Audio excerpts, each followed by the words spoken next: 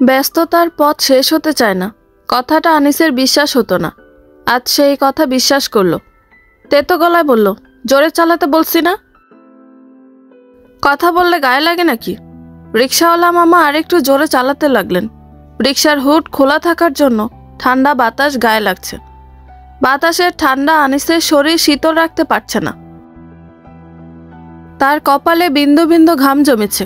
সে বুঝতে পারছে এটা সম্ভব নয়। অযথা দুশ্চিন্তা করছে। নাইমা কখনো এমন ঝামেলায় জড়াবে না।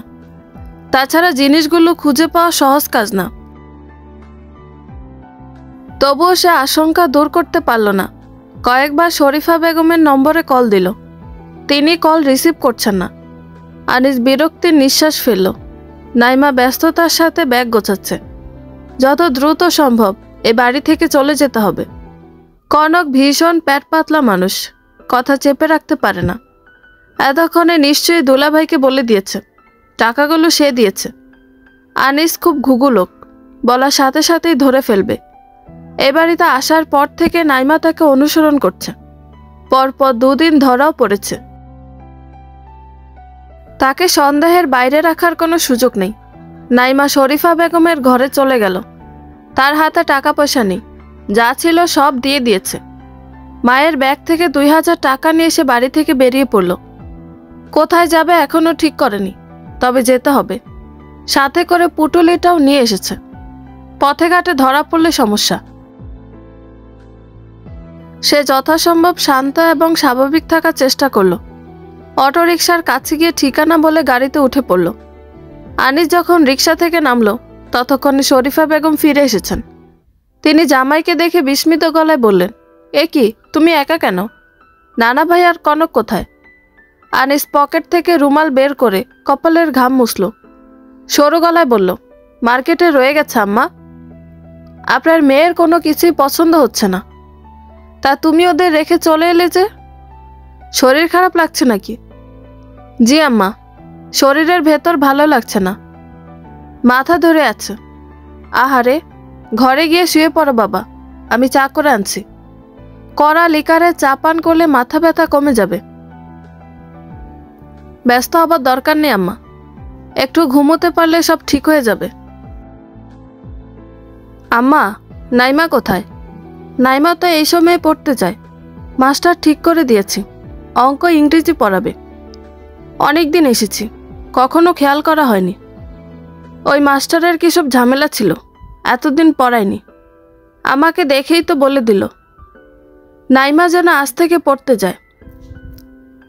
আপনাকে দেখে বলে দিল মানে? কি আর বলবো বাবা, মেয়েটা যা হয়েছে। দুপুরে রান্না বসিয়েছি, হঠাৎ আমার কাছে এসে বলে, সবুজের মা কাকি তোমাকে ডাকছে, খুব জরুরি কথা, এক্ষুনি যেতে বলেছে।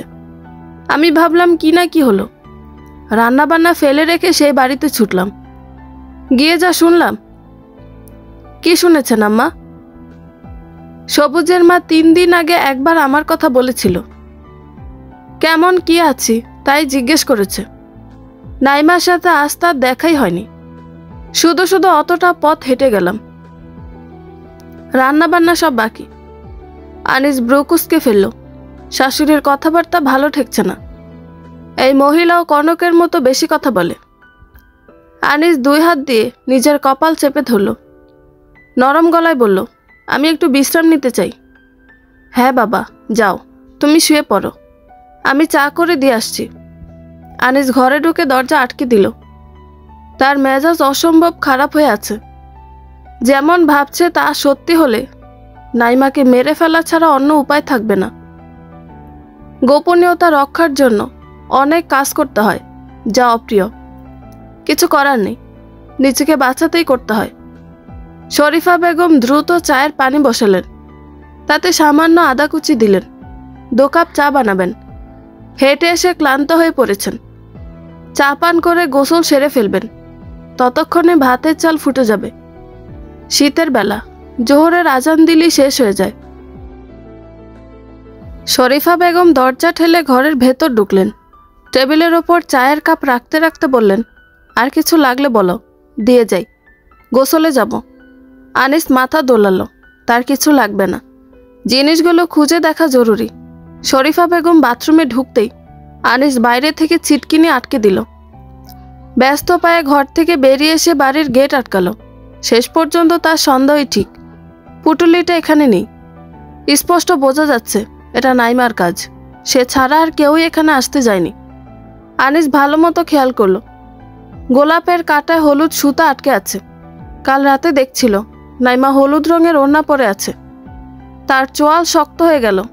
শান্ত পায়ে হেঁটে গিয়ে বাথরুমের দরজা খুলে নিজের ঘরে চলে গেল। আনিসের নার্ভ শক্ত, চরম বিপদের মুহূর্তে নিজেকে শান্ত রাখতে পারে। সে বিছানায় পিঠ এলিয়ে দিল। এখন উত্তেজিত হবার সময় নয়, ঠান্ডা মাথায় পরিস্থিতি নিয়ন্ত্রণ করতে হবে।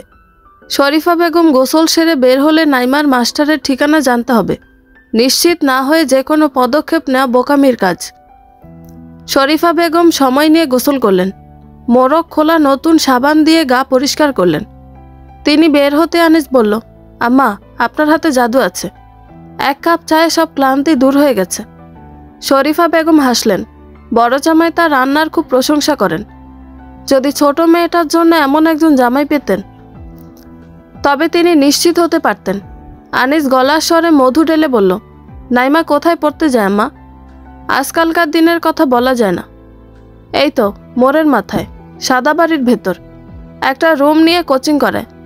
আনিস কয়েক মিনিট খুচরা আলাপ করলো, তারপর বেরিয়ে গেল। খোঁজ নিয়ে জানতে পারল নাইমা পড়তে যায়নি।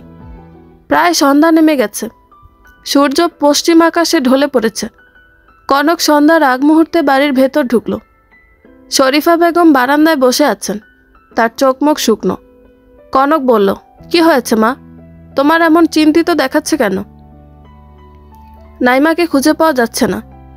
নতুন মাস্টার ঠিক করে দিয়েছিলাম, ভেবেছি পড়তে গেছে, কিন্তু এখনো বাড়ি ফেরেনি। মাস্টারের ওখানে খোঁজ নাওনি? জামাই গিয়েছিল, সেখানে পড়তে যায়নি। তোর আব্বাকে কল দিচ্ছি, ধরছে না। হাবিবের মোবাইল বন্ধ, কি করবো এখন? চিন্তা করো না মা, ফিরে আসবে। মহিউদ্দিন সাহেব বাড়ির ভেতর ঢুকছিলেন। দ্রুত পায়ে হেঁটে এসে বললেন, কি হয়েছে? নাইমাকে পাওয়া যাচ্ছে না, ভেবেছি পড়তে গিয়েছে, এখনো ফেরেনি। মহিউদ্দিন সাহেব ভাবলেশীন গলায় বললেন, নাইমা নববীদের বাড়িতে গিয়েছে, আমার থেকে অনুমতি নিয়েই গিয়েছে। ভেবেছি তুমিও জানো।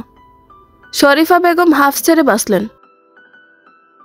হাত মুখ ধুয়ে অজু করতে গেলেন। কনক বলল, এদের ঢং দেখলে গা পিত্তি জ্বলে যায়। রোহানের আব্বু, ঘরে চলো, তোমার জন্য টি শার্ট কিনেছি, পছন্দ হয় কিনা দেখবে এসো। আনি শান্ত পায়ে ঘরে ঢুকে গেল। এদের কিছু বুঝতে দিলে চলবে না। নাইমা শেষ বিকেলে নববীদের বাড়িতে ঢুকছে। নববী তখন চুলার পাশে বসে আচার খাচ্ছিল। সে নাইমাকে দেখে চমকে উঠল। বিস্মিত গলায় বলল, নাইমা তুমি এখানে একা এসেছ? হ্যাঁ ভাবি, একাই এসেছি।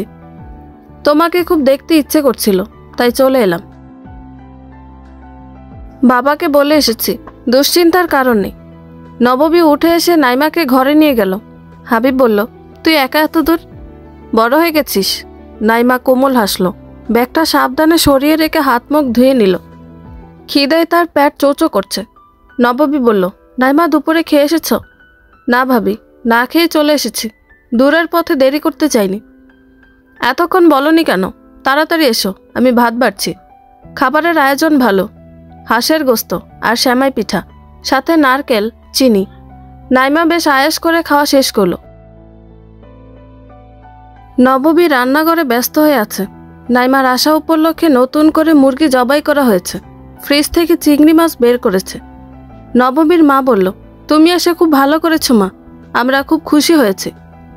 একা আসতে ভয় লাগতো, ভয় কেটে গেছে। এরপর যখন মন চাইবে তখনই চলে আসবো। নিশ্চয়ই আসবে মা, নিশ্চয়ই আসবে।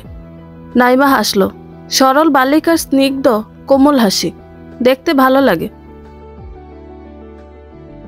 রাতের খাবারের সময়টা বেশ আনন্দ ফুর্তি করে কাটল। নববীর বাবা বললেন, মেহমান হচ্ছে বাড়ির রহমত। হাবিব বলল, এমনিতে আম্মা কিপটিমি করেন নাকি? অবশ্যই করে। তোমার আম্মা দুপদের তরকারি রান্না করতে কষ্ট হয়। সবাই শব্দ করে হেসে উঠল। নববীও হাসছে। বহুদিন বাদে সে প্রাণ খুলে হাসল। হাবিব সেদিকে তাকিয়ে স্বস্তির নিঃশ্বাস ফেলল। এই মুখে হাসি দেখতে ভালো লাগে। রাতে খাবার পর নাইমা নববীর ঘরে গেল। হাবিব তখন বিছানায় বসে আছে। নাইমা বলল, তোমাদের সাথে কিছু কথা আছে। কথাটা খুব গুরুত্বপূর্ণ এবং গোপনীয়। কি এমন কথা? নাইমা দরজা আটকে দিয়ে বিছানায় বসল। ওনার নিচ থেকে পুটুলিটা বের করে বলল, এটা বস্তায় গোলাপের ঝাড়ের ভেতর পেয়েছি। মাটির নিচে লুকানো ছিল। যতদূর মনে হয় দুলাভাই এটা লুকিয়ে রেখেছিলেন। হাবিব বিস্মিত গলায় বলল, তুই কিভাবে জানলি? কে বলেছে? কেউ বলেনি ভাইয়া। জানোই তো আমি ভোর রাতে উঠে পড়াশোনা করি। সেদিনও উঠেছিলাম। দেখলাম আমাদের বাড়ির সামনে একটা ট্রাক দাঁড়িয়ে আছে। দুলাভাই এক লোকের সাথে কথা বলেছে। লোকটা আমায় দেখি ট্রাক নিয়ে চলে গেল। দুলাভাই বাড়ির ভেতর চলে এলেন। গতকাল রাতেও দেখেছি তিনি লুকিয়ে লুকিয়ে গোলাপের ঝাড়ের দিকে যাচ্ছেন। আব্বা এসে পরে আমাকে ফিরে আসতে হয়েছিল। এতে কি প্রমাণ হয় জানি না ভাইয়া, এটা খুলে দেখলে বোঝা যাবে। তাছাড়া মিলাদের দিনও খেয়াল করেছি উনি গোলাপের ঝাড়ের কাছে বসেছিলেন। বাচ্চারা গেলে রাগারাগি করছিলেন। হাবিব পুটুলি খুলল। তারা নিজের চোখকে বিশ্বাস করতে পারছে না। নববী বলল, এগুলো কি সব সোনার আংটি? শুধু সোনার আংটি নয়, কিছু দামি পাথরও আছে। উজ্জ্বল কাজগুলোকে দেখে হীরক মনে হচ্ছে। নববী বিস্মিত গলায় বলল, দুলাভাই এসব লুকিয়ে রাখবে কেন? হাবিব বলল, মনে হচ্ছে এগুলো চোরাই মাল অথবা অবৈধ, সেজন্য লুকিয়ে রেখেছে। ভাইয়া, আমরা এখন কি করব? খুব ভালো কাজ করেছিস নাইমা। আপাতত 2-1 দিন চুপচাপ থাকব। লোকটাকে হাতে নাতে ধরতে চাই। সরাসরি পুলিশকে জানালে স্বীকার করতে চাইবে না। আমার এক বন্ধু পুলিশে চাকরি করে, ওকে বলবো। যা করা সাবধানে করতে হবে। দুলাভাই বুঝে যাবেন এটা আমাদের বাড়ির কারোর কাজ। তিনি নাইমাকে সন্দেহ করতে পারেন। কিছুদিনের জন্য নাইমা এখানে থাকবে। আমি বাড়িতে ফিরে যাব। পরিস্থিতি জানতে চাই। তারা 3 জন মিলে দীর্ঘ সময় ধরে নানান পরিকল্পনা করল। নববীর ভীষণ চিন্তা হচ্ছে। এ আবার কোন নতুন বিপদ? মহিউদ্দিন সাহেব খাবার সময় আংটিটা বের করলেন। বললেন, সোহেলের কবরের কাছে কুড়িয়ে পেয়েছে। তোমাদের কারো? আনিস সরু চোখে তাকালো। নরম গলায় বলল, আব্বা, এটা আমার এক বন্ধুর। আমার কাছে রাখতে দিয়েছিল। এভাবেই আমানতে জিনিস রাখো? আমি বাদে অন্য কেউ পেলে তখন কি করতে? আনিস মাথা নিচু করে ফেলল। রাগে তার শরীর জ্বলে যাচ্ছে। ইচ্ছে করছে এদের গোটা পরিবারকে ধুলোয় মিশিয়ে দিতে। নববী নাইমার কাছেই ছিল। ঘুমানোর আগ পর্যন্ত সে তার পাশে বসে রইল। আকাশে চাঁদ নেই, মেঘে ঢাকা পড়ে আছে। হাতে গোনা কয়েকটা তারা দেখা যাচ্ছে। সেগুলো খুব বেশি আলো দিতে পারছে না। নববী ঘরে ঢুকতে হাবিব বিছানায় উঠে বসল। স্বাভাবিক গলায় বলল, নাইমা ঘুমিয়ে পড়েছে? হ্যাঁ, বলেছিলাম আমি থাকি, রাতে ভয় পাবে। রাজি হলো না। ছোটবেলা থেকে একা ঘুমাতে অভ্যস্ত। কাউকে পাশে রাখলে তার ঘুম হয় না। নববী সরল হাসি হাসল। ঘরের বাতি নিভিয়ে দিয়ে হাবিবের পাশে বসতে বসতে বলল, আমার খুব চিন্তা হচ্ছে। দুলাভাই সহজ মানুষ না। নাইমার কথা বুঝতে সময় নেবেন না। ভয় হচ্ছে যদি ওর কোনো ক্ষতি করে দেয়। দুলাভাই আমাদের বাড়িতে আছে। সবার চোখ এড়িয়ে এত দূর আসতে পারবে না। তবুও চোখ কান খোলা রাখতে হবে। জিনিসগুলো ওনার কেনা হতে পারে না। কেনা হলো বৈধ নয়। বৈধ কিছু লুকিয়ে রাখার প্রয়োজন হয় না। জিনিসগুলো আমাদের বাড়িতে কেন রাখবে? সে তো নিজের বাড়িতেও রাখতে পারত। ঝুঁকি নিতে চায়নি। তবে এসব করলো কখন? মনে করে দেখো, কয়েক মাস আগে দুলাভাই আমাদের সবাইকে দাওয়াত দিয়েছিলেন। খাওয়া দাওয়ার অনুষ্ঠান রাতের বেলা ছিল। আমার মনে হয় তখন এসব করেছে। হতে পারে অনুষ্ঠানের সময় তিনি বাড়িতে ছিলেন না। জরুরি কাজ আছে বলে বেরিয়ে গেছিলেন। নববী দীর্ঘশ্বাস ছাড়ল। হতাশ গলায় বলল, মানুষ এমন হয় কেন? কেন খারাপ কাজ করে? মানুষ এমন বলেই আল্লাহ বিচারের ব্যবস্থা রেখেছেন। ঠিক বলছো নববী। হাবিবের গলার স্বর অন্যরকম শোনালো। নববী চমকে স্বামীর দিকে ফিরল।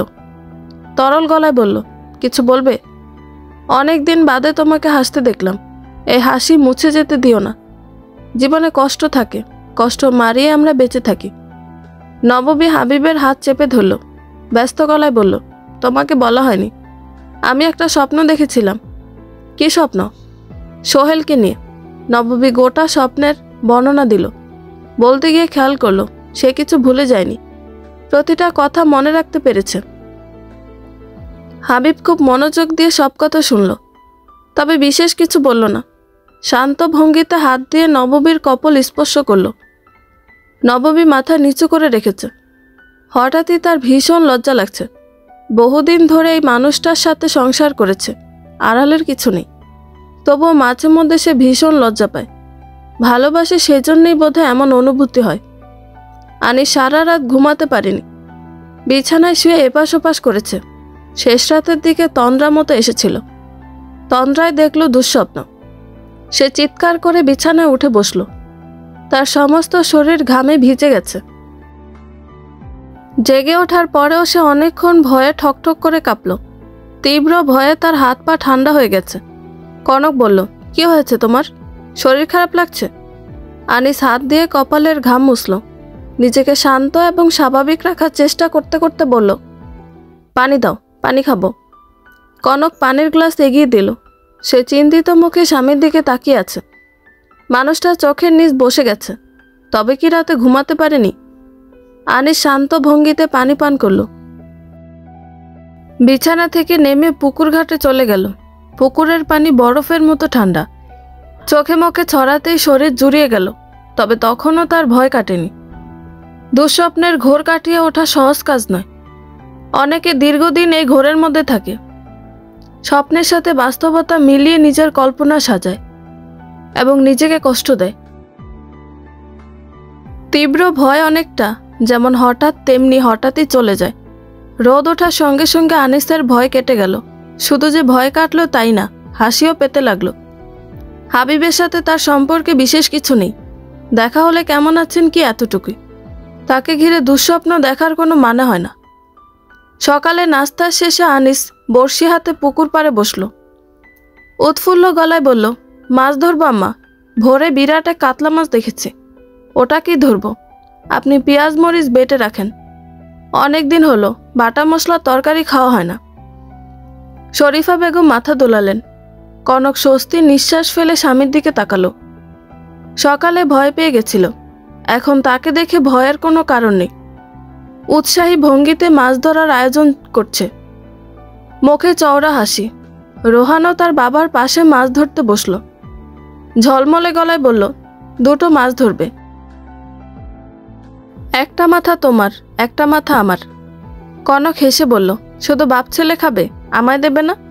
হ্যাঁ তাই তো, তাহলে 3টে মাছ ধরবে। আনিস হেসে ছেলের মাথায় হাত বুলিয়ে দিল। শরীফা বেগম রান্নাঘরে বসে মশলা বাটছিলেন। শত হলেও জামাইয়ের আবদার ফেলে দিতে পারেন না। কনকের চিৎকারে তার ধ্যান ভাঙল। মশলাপাতি ফেলে রেখে ছুট লাগালেন। গিয়ে যা দেখলেন তাতে তার হাত পা ঠান্ডা হয়ে গেছে। রোহান পানিতে পড়ে গেছে। আনিস তাকে ওঠানোর চেষ্টা করছে, কিন্তু পারছে না। বয়স অপেক্ষা রোহান বেশ ভারী, হৃষ্টপুষ্ট শরীর। মহিউদ্দিন সাহেব বারান্দায় বসে খবরের কাগজ পড়ছিলেন।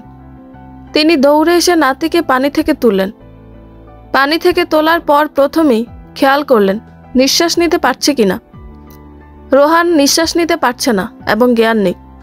মহিউদ্দিন সাহেব রোহানকে উপর করে শুইয়ে প্যাট ধরে উঁচু করতে হবে, যেন মাথা এবং বুক নিচের দিকে থাকে। এরপর আস্তে আস্তে পিঠে চাপড় দিতে লাগলেন।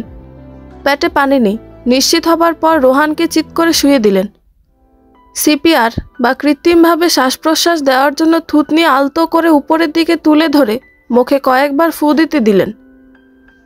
শ্বাস ত্যাগের জন্য কয়েক মিনিট সময় দিলেন। যতক্ষণ না রোহানের বুক ফুলে না ওঠে ততক্ষণ তিনি একই কাজ করলেন। ফু দেবার পর তার বুকে 30 বার চাপ দিলেন। শ্বাস প্রশ্বাস স্বাভাবিক না হওয়া পর্যন্ত তিনি একই কাজ করে গেলেন। তীক্ষ্ণ গলায় বললেন, কনক তাড়াতাড়ি করে শুকনো কাপড় নিয়ে এসো। আনিস গাড়ি ডাকতে যাও, হাসপাতালে নিয়ে যেতে হবে। আনিস ভেজা গায়ে গাড়ি খুঁজতে বের হলো এবং খুব দ্রুত গাড়ি পেয়ে গেল। বাচ্চা পানিতে পড়ে গেছে শুনেই লোকটা চলে এসেছে। দ্বিতীয় প্রশ্ন করেনি। কনক চিৎকার করে কাঁদছে। শরীফা বেগম মেয়েকে সান্ত্বনা দিতে লাগলেন। মহিউদ্দিন সাহেবকে বললেন, হাবিবকে কল দাও, ওদের সবাইকে আসতে বলো। আল্লাহ! মহিউদ্দিন সাহেব কড়া চোখে আনিসের দিকে তাকালেন, কিন্তু কিছু বললেন না। আনিস বলল, সদর হাসপাতালে নেবার দরকার নেই, বিভাগীয় শহরে চলেন। মহিউদ্দিন সাহেব শান্ত গলায় বললেন, বিভাগীয় শহরে যেতে সময় লাগবে, এসব ক্ষেত্রে দেরি করার সুযোগ নেই। আপাতত এখানে যাওয়াটাই ঠিক মনে হচ্ছে। আনিস কিছু বলল না, শূন্য দৃষ্টিতে ছেলের মুখের দিকে তাকিয়ে রইল। হাসপাতালের ইমার্জেন্সি রুমের সামনে ভিড় জমে গেছে। আগ্রহী জনতা উৎসুক দৃষ্টিতে তাকিয়ে আছে। কেউ কেউ কানাঘুষা করছে। ডাক্তার সাহেব বেটে খাটো মানুষ, স্বাস্থ্যবান চেহারা, মাথায় টাক পড়ে গেছে। জুলফির কাছে কয়েকটা চুল সাদা। তিনি রুক্ষ গলায় বললেন, এত বড় ছেলেকে সাঁতার শেখাননি কেন? জানেন না 4 বছর বয়স হলে বাচ্চাদের সাঁতার শেখাতে হয়? আনিস মাথা দোলালো। মহিউদ্দিন সাহেব বললেন, এখন কি অবস্থা? দেখুন, পানিতে ডুবে মৃত্যুর প্রধান কারণ হলো ডুবন্ত ব্যক্তির শ্বাসক্রিয়া বন্ধ হয়ে যাওয়া। পানি শ্বাসনালী ও ফুসফুসে ঢুকে যাওয়ার কারণেই মূলত এমনটা হয়ে থাকে।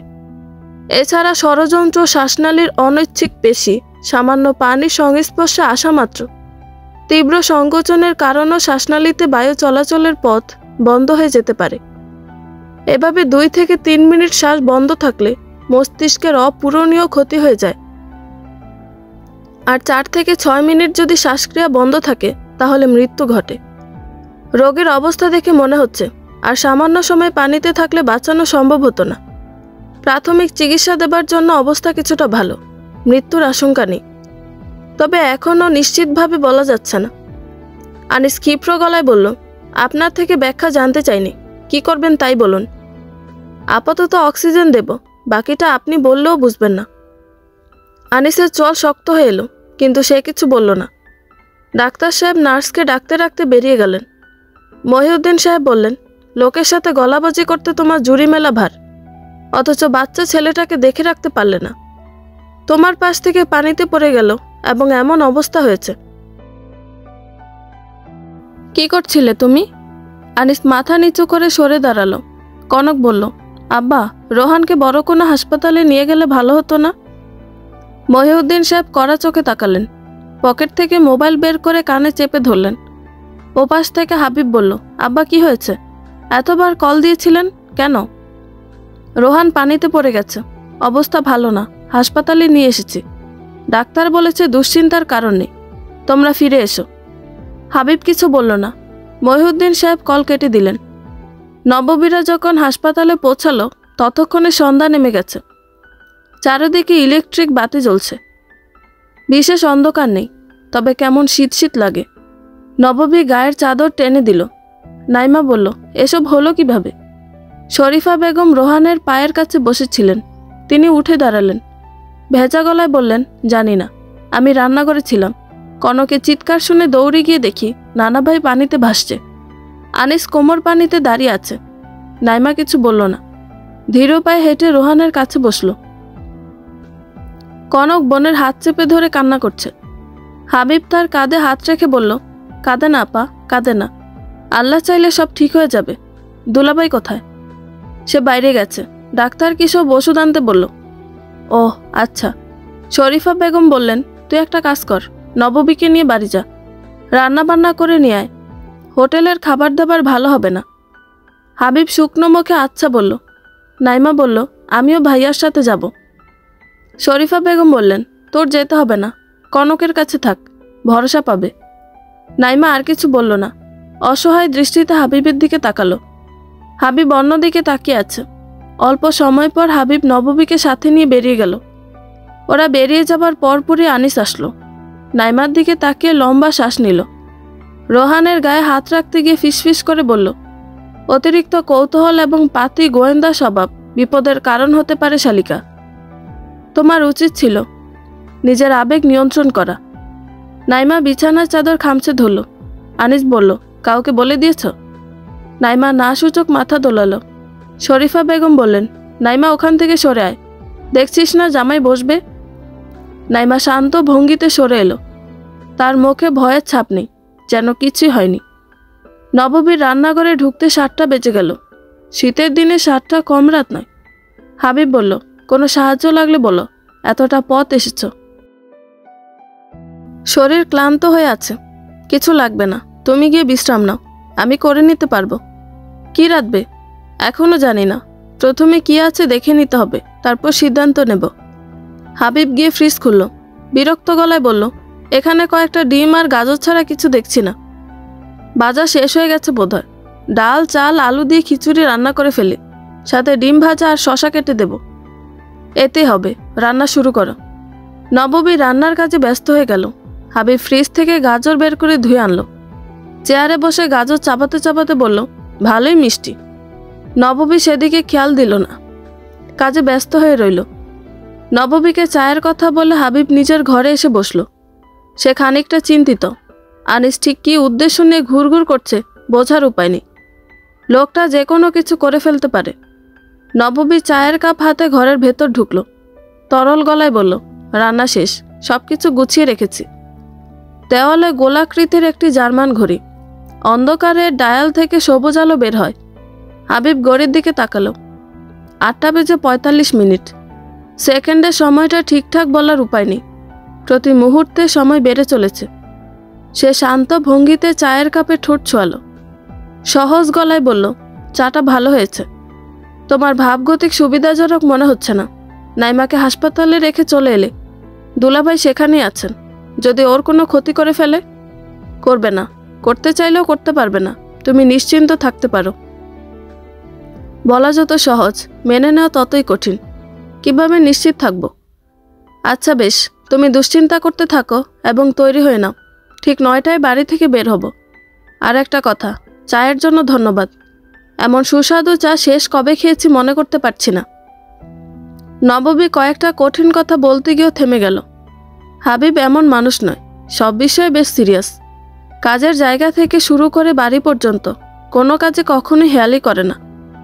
আজ হঠাৎ তার এমন পরিবর্তন মেনে নিতে কষ্ট হচ্ছে। মহিউদ্দিন সাহেব হাসপাতালের বিছানায় বসে আছেন। তার গা কুটকুট করছে। জায়গাটা বেশ অপরিষ্কার। শরীফা বেগম বললেন, বাইরে থেকে কিছু কিনে আনেন। ওরা কখন খাবার নিয়ে আসবে সে আশায় বসে থাকবো নাকি? খিদায় পেট চোচো করছে। মহিউদ্দিন সাহেব উঠে দাঁড়ালেন। নাইমার দিকে তাকিয়ে বললেন, বাইরে যাবি? নাইমা মাথা দোলালো, সে যাবে না। মহিউদ্দিন সাহেব বেরিয়ে যাবার পরপরই কনক বলল, এখানে বাথরুম কোথায়? পাশের বিছানার এক মহিলা বললেন, এই তো সামনে গিয়ে। একজনকে সাথে নিয়ে যান। দরজার ছিটকিনি ভাঙা, আটকানো যায় না। শরীফা বেগম উঠে দাঁড়ালেন। কনকও তার পেছন পেছন চলে গেল। আনিস নাইমার কাজ ঘেঁষে বসল। হিসিয়ে বলল, তোমায় এমন শান্ত দেখাচ্ছে কিভাবে? চোখে মুখে ভয়ের ছাপ নেই, ব্যাপার কি? নাইমা হাসল, শান্ত গলায় বলল, আপনাকে পছন্দ করি না। খারাপ মানুষ তা জানতাম, তবে এতটা জঘন্য ভাবতে পারিনি। আনিস ব্রুকুসকে ফেলল, বলল, কেন এ কথা বলছো?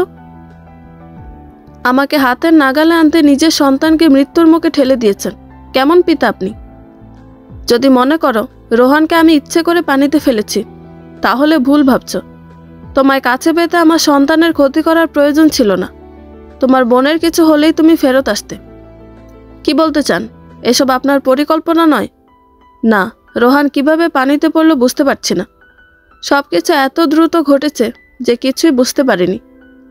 নাইমা হাসল, বরফ শীতল গলায় বলল, যে পুরুষ মানুষের পাশ থেকে তার নিজের ছেলে পানিতে পড়ে হাসপাতাল পর্যন্ত পৌঁছে যায়, তার বউয়ের আবার বিয়ে করা উচিত। আমি হলে এমন পুরুষকে স্বামী পরিচয় দেবার আগে আত্মহত্যা করতাম। সেসব ছাড়ো, দুনিয়াতে মেয়ের অভাব পড়েনি। চাইলে এখনও তোমার বোনকে 6-7টা বিয়ে দিতে পারবে। তবে তুমি শান্ত কিভাবে? এমন চুপচাপ থাকার রহস্য কি? কাকে কি বলবো? কেউ কেন আমার কথা বিশ্বাস করবে? তাছাড়া আপনি নিশ্চয়ই নিজের দোষ স্বীকার করে নেবেন না।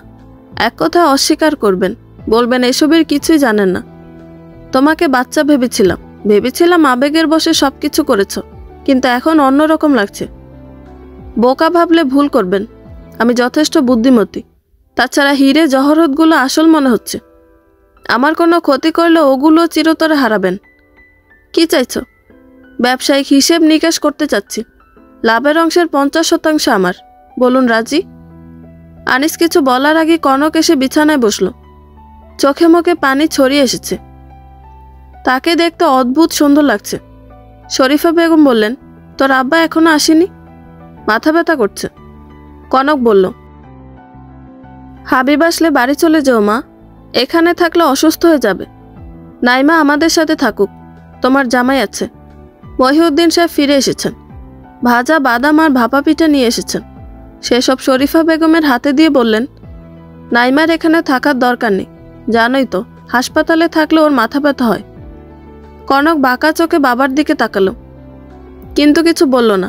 আনিস বলল, আব্বা ঠিক বলেছে, নাইমার এখানে থাকার দরকার নেই, আম্মা থাকুক, উনি ভালো বুঝবেন। কনক অমত করল না। কিছুক্ষণ পরই হাবিব আসলো, খাবার দাবার নিয়ে এসেছে। নববী বলল, রোহানের কি অবস্থা, জ্ঞান ফিরেছে? ফিরেছিল, ওষুধ খাবার পরপরই ঘুমিয়ে পড়েছে। ডাক্তার বলেছে দুশ্চিন্তার কিছু নেই। কিভাবে পড়ে গেল, দুলাভাই খেয়াল করতে পারলেন না? কনক বেশ বিরক্ত গলায় বলল, পারলে নিশ্চয়ই খেয়াল রাখতো, তোমার এসব কথা বলতে হবে না। আমার বেলায় তো খুব ভালো বলতে পারতেন, নিজের স্বামীর বেলায় এত চুপ কিভাবে? কনক কিছু বলতে গিয়েও থেমে গেল। তার চোখ জ্বালা করছে। চোখে পানি আসার আগে এমন করে চোখ জ্বালা করে। সে পিছনে ঘুরে বসল, এদের সামনে কাঁদতে চায় না। নার্স পাশের রোগী স্যালাইন ঠিক করছিল। অল্প বয়সী মেয়ে, ছিপছিপে মিষ্টি গড়ন, লম্বা চুল। সে বেশ তীক্ষ্ণ গলায় বলল, এত কথা বলবেন না, অন্য রোগীর অসুবিধা হবে। হাবিব বলল, দুঃখিত, আমরা এখনই চলে যাচ্ছি। নববী, এসো। নাইমাও আয়। নাইমা শান্ত ভঙ্গিতে উঠে দাঁড়ালো, নিচু হয়ে রুহানের কপালে চুমু খেল, তারপর নববীর হাত ধরে বেরিয়ে গেল। গাড়িতে ওঠার পর হাবিব বলল, সব ঠিক আছে? নাইমা শান্ত ভঙ্গিতে মাথা দোলালো, সব কিছু ঠিক আছে। নববী বলল, এসব আলোচনা এখন থাকুক, বাড়িতে গিয়ে বললে হবে। বাকিটা পথ তারা কেউ কোনো কথা বলল না। অটোরিকশা বেশ জোরে চলছে, ঠান্ডা বাতাস গায়ে লাগে, কেমন যেন শীত শীত করে। নববী গায়ে চাদরটা আরেকটু টেনে দিল। বাড়ি ফেরার পর হাবিব বলল, নববী খাবার দাও, হাত মুখ ধুয়ে আসছি। হাত মুখ ধোবার পর সবাই খেতে বসল। নববী বলল, দুলাভাই তোমার কিছু বলেনি? বলেছে ভাবি, সে আমাকেই সন্দেহ করেছে। কি বলেছে? নাইমা ওনার নিচ থেকে ছোট্ট একটা মোবাইল বের করলো। সরল গলায় বলল, নিজেরাই শুনে নাও। সব কিছু রেকর্ড করে নিয়েছ? অবশ্যই, পরিকল্পনা এমনই ছিল, এজন্যই ভাইয়া আমায় রেখে চলে এসেছিল। জানতাম সুযোগ পেলে দুলাভাই কিছু না কিছু বলবেনি, তবে বিশেষ কিছু বলেননি। হাবিব মনোযোগ সহকারে সব কথা শুনল। হতাশ গলায় বলল, কোনো স্বীকারোক্তি নেই, চিন্তা করো না ভাইয়া, সেটাও হাতে চলে আসবে। তবে তোকে এইভাবে দুলাভাইয়ের কাছে যেতে দেওয়া যাবে না। ওই লোকের বিশ্বাস নেই, যে কোনো কিছু করতে পারে। হাসপাতাল ছিল বিদায় একা রাখতে সাহস পেয়েছে, অত লোকের মাঝে সামান্য কিছু করারও সুযোগ ছিল না। আমার মনে হয় না দুলাভাই আমার কোনো ক্ষতি করবে। কথাবার্তা শুনে রীতিমতো চমকে গিয়েছিল। স্বাভাবিক বিষয়, তাদের খাওয়া প্রায় শেষের দিকে। তখন মহিউদ্দিন সাহেব আসলেন। চিন্তিত মুখে বললেন, কি থেকে কি হয়ে গেল বুঝতে পারছি না। আনিসের কাছ থেকে রোহান পানিতে পড়ে গেল, অথচ সে খেয়ালই করল না। নাইমা বলল, সবাইকে নিজের কর্মফল ভোগ করতে হয়। সোহেলের মৃত্যুতে দুলাভাই কি ধরনের ব্যবহার করেছে তা সবাই জানে। ভাবিকে নানানভাবে হেয় করেছে। এসব কথা বাদ দাও, তুই হঠাৎ নববীদের বাড়িতে কেন গিয়েছিলি, তাও তোর মা না জানিয়ে? বিশেষ কারণ নেই, বেড়াতে ইচ্ছে হয়েছিল বিদায় গিয়েছি। কোনো সমস্যা? অবশ্যই সমস্যা, একা মেয়ে এত দূর যাওয়াটা ঠিক না। নাইমা কিছু বলল না, হাত দিয়ে উঠে পড়ল। তার খাওয়া শেষ, এখন একটু ঘুমাতে চায়। নববী মহিউদ্দিন সাহেবকে খাবার বেড়ে দিলেন। সব কিছু গুছিয়ে ঘরে যেতে রাত 11টা বাজল। হাবিব তখনও জেগে আছে। সে চিন্তিত গলায় বলল, কাজটা ঠিক হচ্ছে কিনা বুঝতে পারছি না। নাইমা কোনো ভুল করলে সব শেষ হয়ে যাবে। নাইমা যথেষ্ট বুদ্ধিমতী, একাই সব রহস্য বের করে ফেলেছে। আশা করি কোনো সমস্যা হবে না। সে কথা ঠিক, তবুও ভাই হই, দুশ্চিন্তা তো থাকবেই। পরিকল্পনা ভুল মনে হচ্ছে না, ঠিকমতো কাজে লাগলে সব রহস্য বেরিয়ে আসবে। আমার মনে হয় দুলাভাই একা নয়, এই কাজের সাথে অন্য কেউ জড়িয়ে আছে। সে কে তা আমরা ধরতে পারছি না। কে হতে পারে? পরিচিত কেউ? আমিও হতে পারি। নববী চমকে উঠল, হকচকিয়ে গিয়ে বলল, মানে? মজা করছি। সিরিয়াস মুহূর্তে মজা করলে টেনশন কমে যায়। শুয়ে পড়ো, অনেক রাত হয়েছে। জিনিসগুলো রেখে আসা কি ঠিক হলো? ওসব সাথে নিয়ে ফিরতে পারতাম না। তাছাড়া সাথে নিয়ে এলেই বা কি করতাম? দুলাভাই বাড়ির সব জায়গা তল্লাশি করবে। তোমার ঘরে ওগুলো নিরাপদে থাকবে। তা ঠিক, আলমারিতে তালা লাগিয়ে চাবি নিয়ে এসেছি, কেউ খুলতে পারবে না। ঘুমিয়ে পড়ো নববী, বাতি নিভিয়ে দাও। সকালে অনেক কাজ করতে হবে। কি কাজ করবে তা কাল সকালে জানতে পারবে। হাবিব গায়ে কম্বল টেনে দিল। নববী বাতি নিভিয়ে দিয়ে তার পাশে শুয়ে পড়ল। একটা হাত রাখলো স্বামীর গায়ে। হাবিবের ঘুম ভাঙল পাখির ডাকে। একটা পাখি জানালার পাশে বসে সুর করে গান গাইছে। গানের সুর শুনলে মনে হয় কেউ কোথাও কাঁদছে। হাবিব বিছানা ছেড়ে নামলো। সদর দরজা খুলে গোলাপ ঝাড়ের সামনে এসে দাঁড়ালো। বেশ কয়েকটা গোলাপ ফুল ফুটেছে, আকারে বড় এবং সুন্দর গ্রান। সে একটা ফুল ছিঁড়ে নিল। রান্নাঘরে গিয়ে নববীর খোপায় পরিয়ে দিয়ে বলল, চা বানিয়ে দাও, বের হতে হবে। হাসপাতালে খাবার নিয়ে যাবে না? দুপুরে নিয়ে যাব। দুলাভাইকে কল দিয়েছিলাম, বললেন পরোটা কিনে খাবে। দুলাভাই এমন শান্ত আছে কিভাবে? আমি হলে পাগল হয়ে যেতাম। দুলাভাইয়ের নার্ভ বেশ শক্ত, চরম বিপদে নিজেকে শান্ত রাখতে পারে। তাছাড়া এখন তাড়াহুড়ো দেখালে নিজেরই ক্ষতি, সবাই ওনাকে সন্দেহ করবে। চায়ের পানি বসিয়েছি, তুমি ঘরে যাও। হাবিব ঘরে চলে এলো। কাপড় বদলে নীল রঙের শার্ট গায়ে দিল। ফুল হাতা সোয়েটার পরে চাদর জড়িয়ে নিল। আজকে বেশ অনেক ঠান্ডা পড়েছে। চা শেষ হবার পরপরই সে বেরিয়ে পড়ল। পুরনো এক বন্ধুর সাথে দেখা করতে যাবে। স্কুলে একসাথে পড়েছে। ছেলেটা দক্ষ জহুরি। হাবিব দুটো হিরে নিয়ে এসেছে, আসল নকল পরীক্ষা করে দেখবে। জুবায়ের বেশ অনেকক্ষণ ধরে হিরে দুটো নেড়েচেড়ে দেখল। সরু গলায় বলল, এগুলো কোথায় পেয়েছিস? শ্বশুরবাড়ি গিয়েছিলাম, সেখানে এক রাস্তায় কুড়িয়ে পেয়েছি।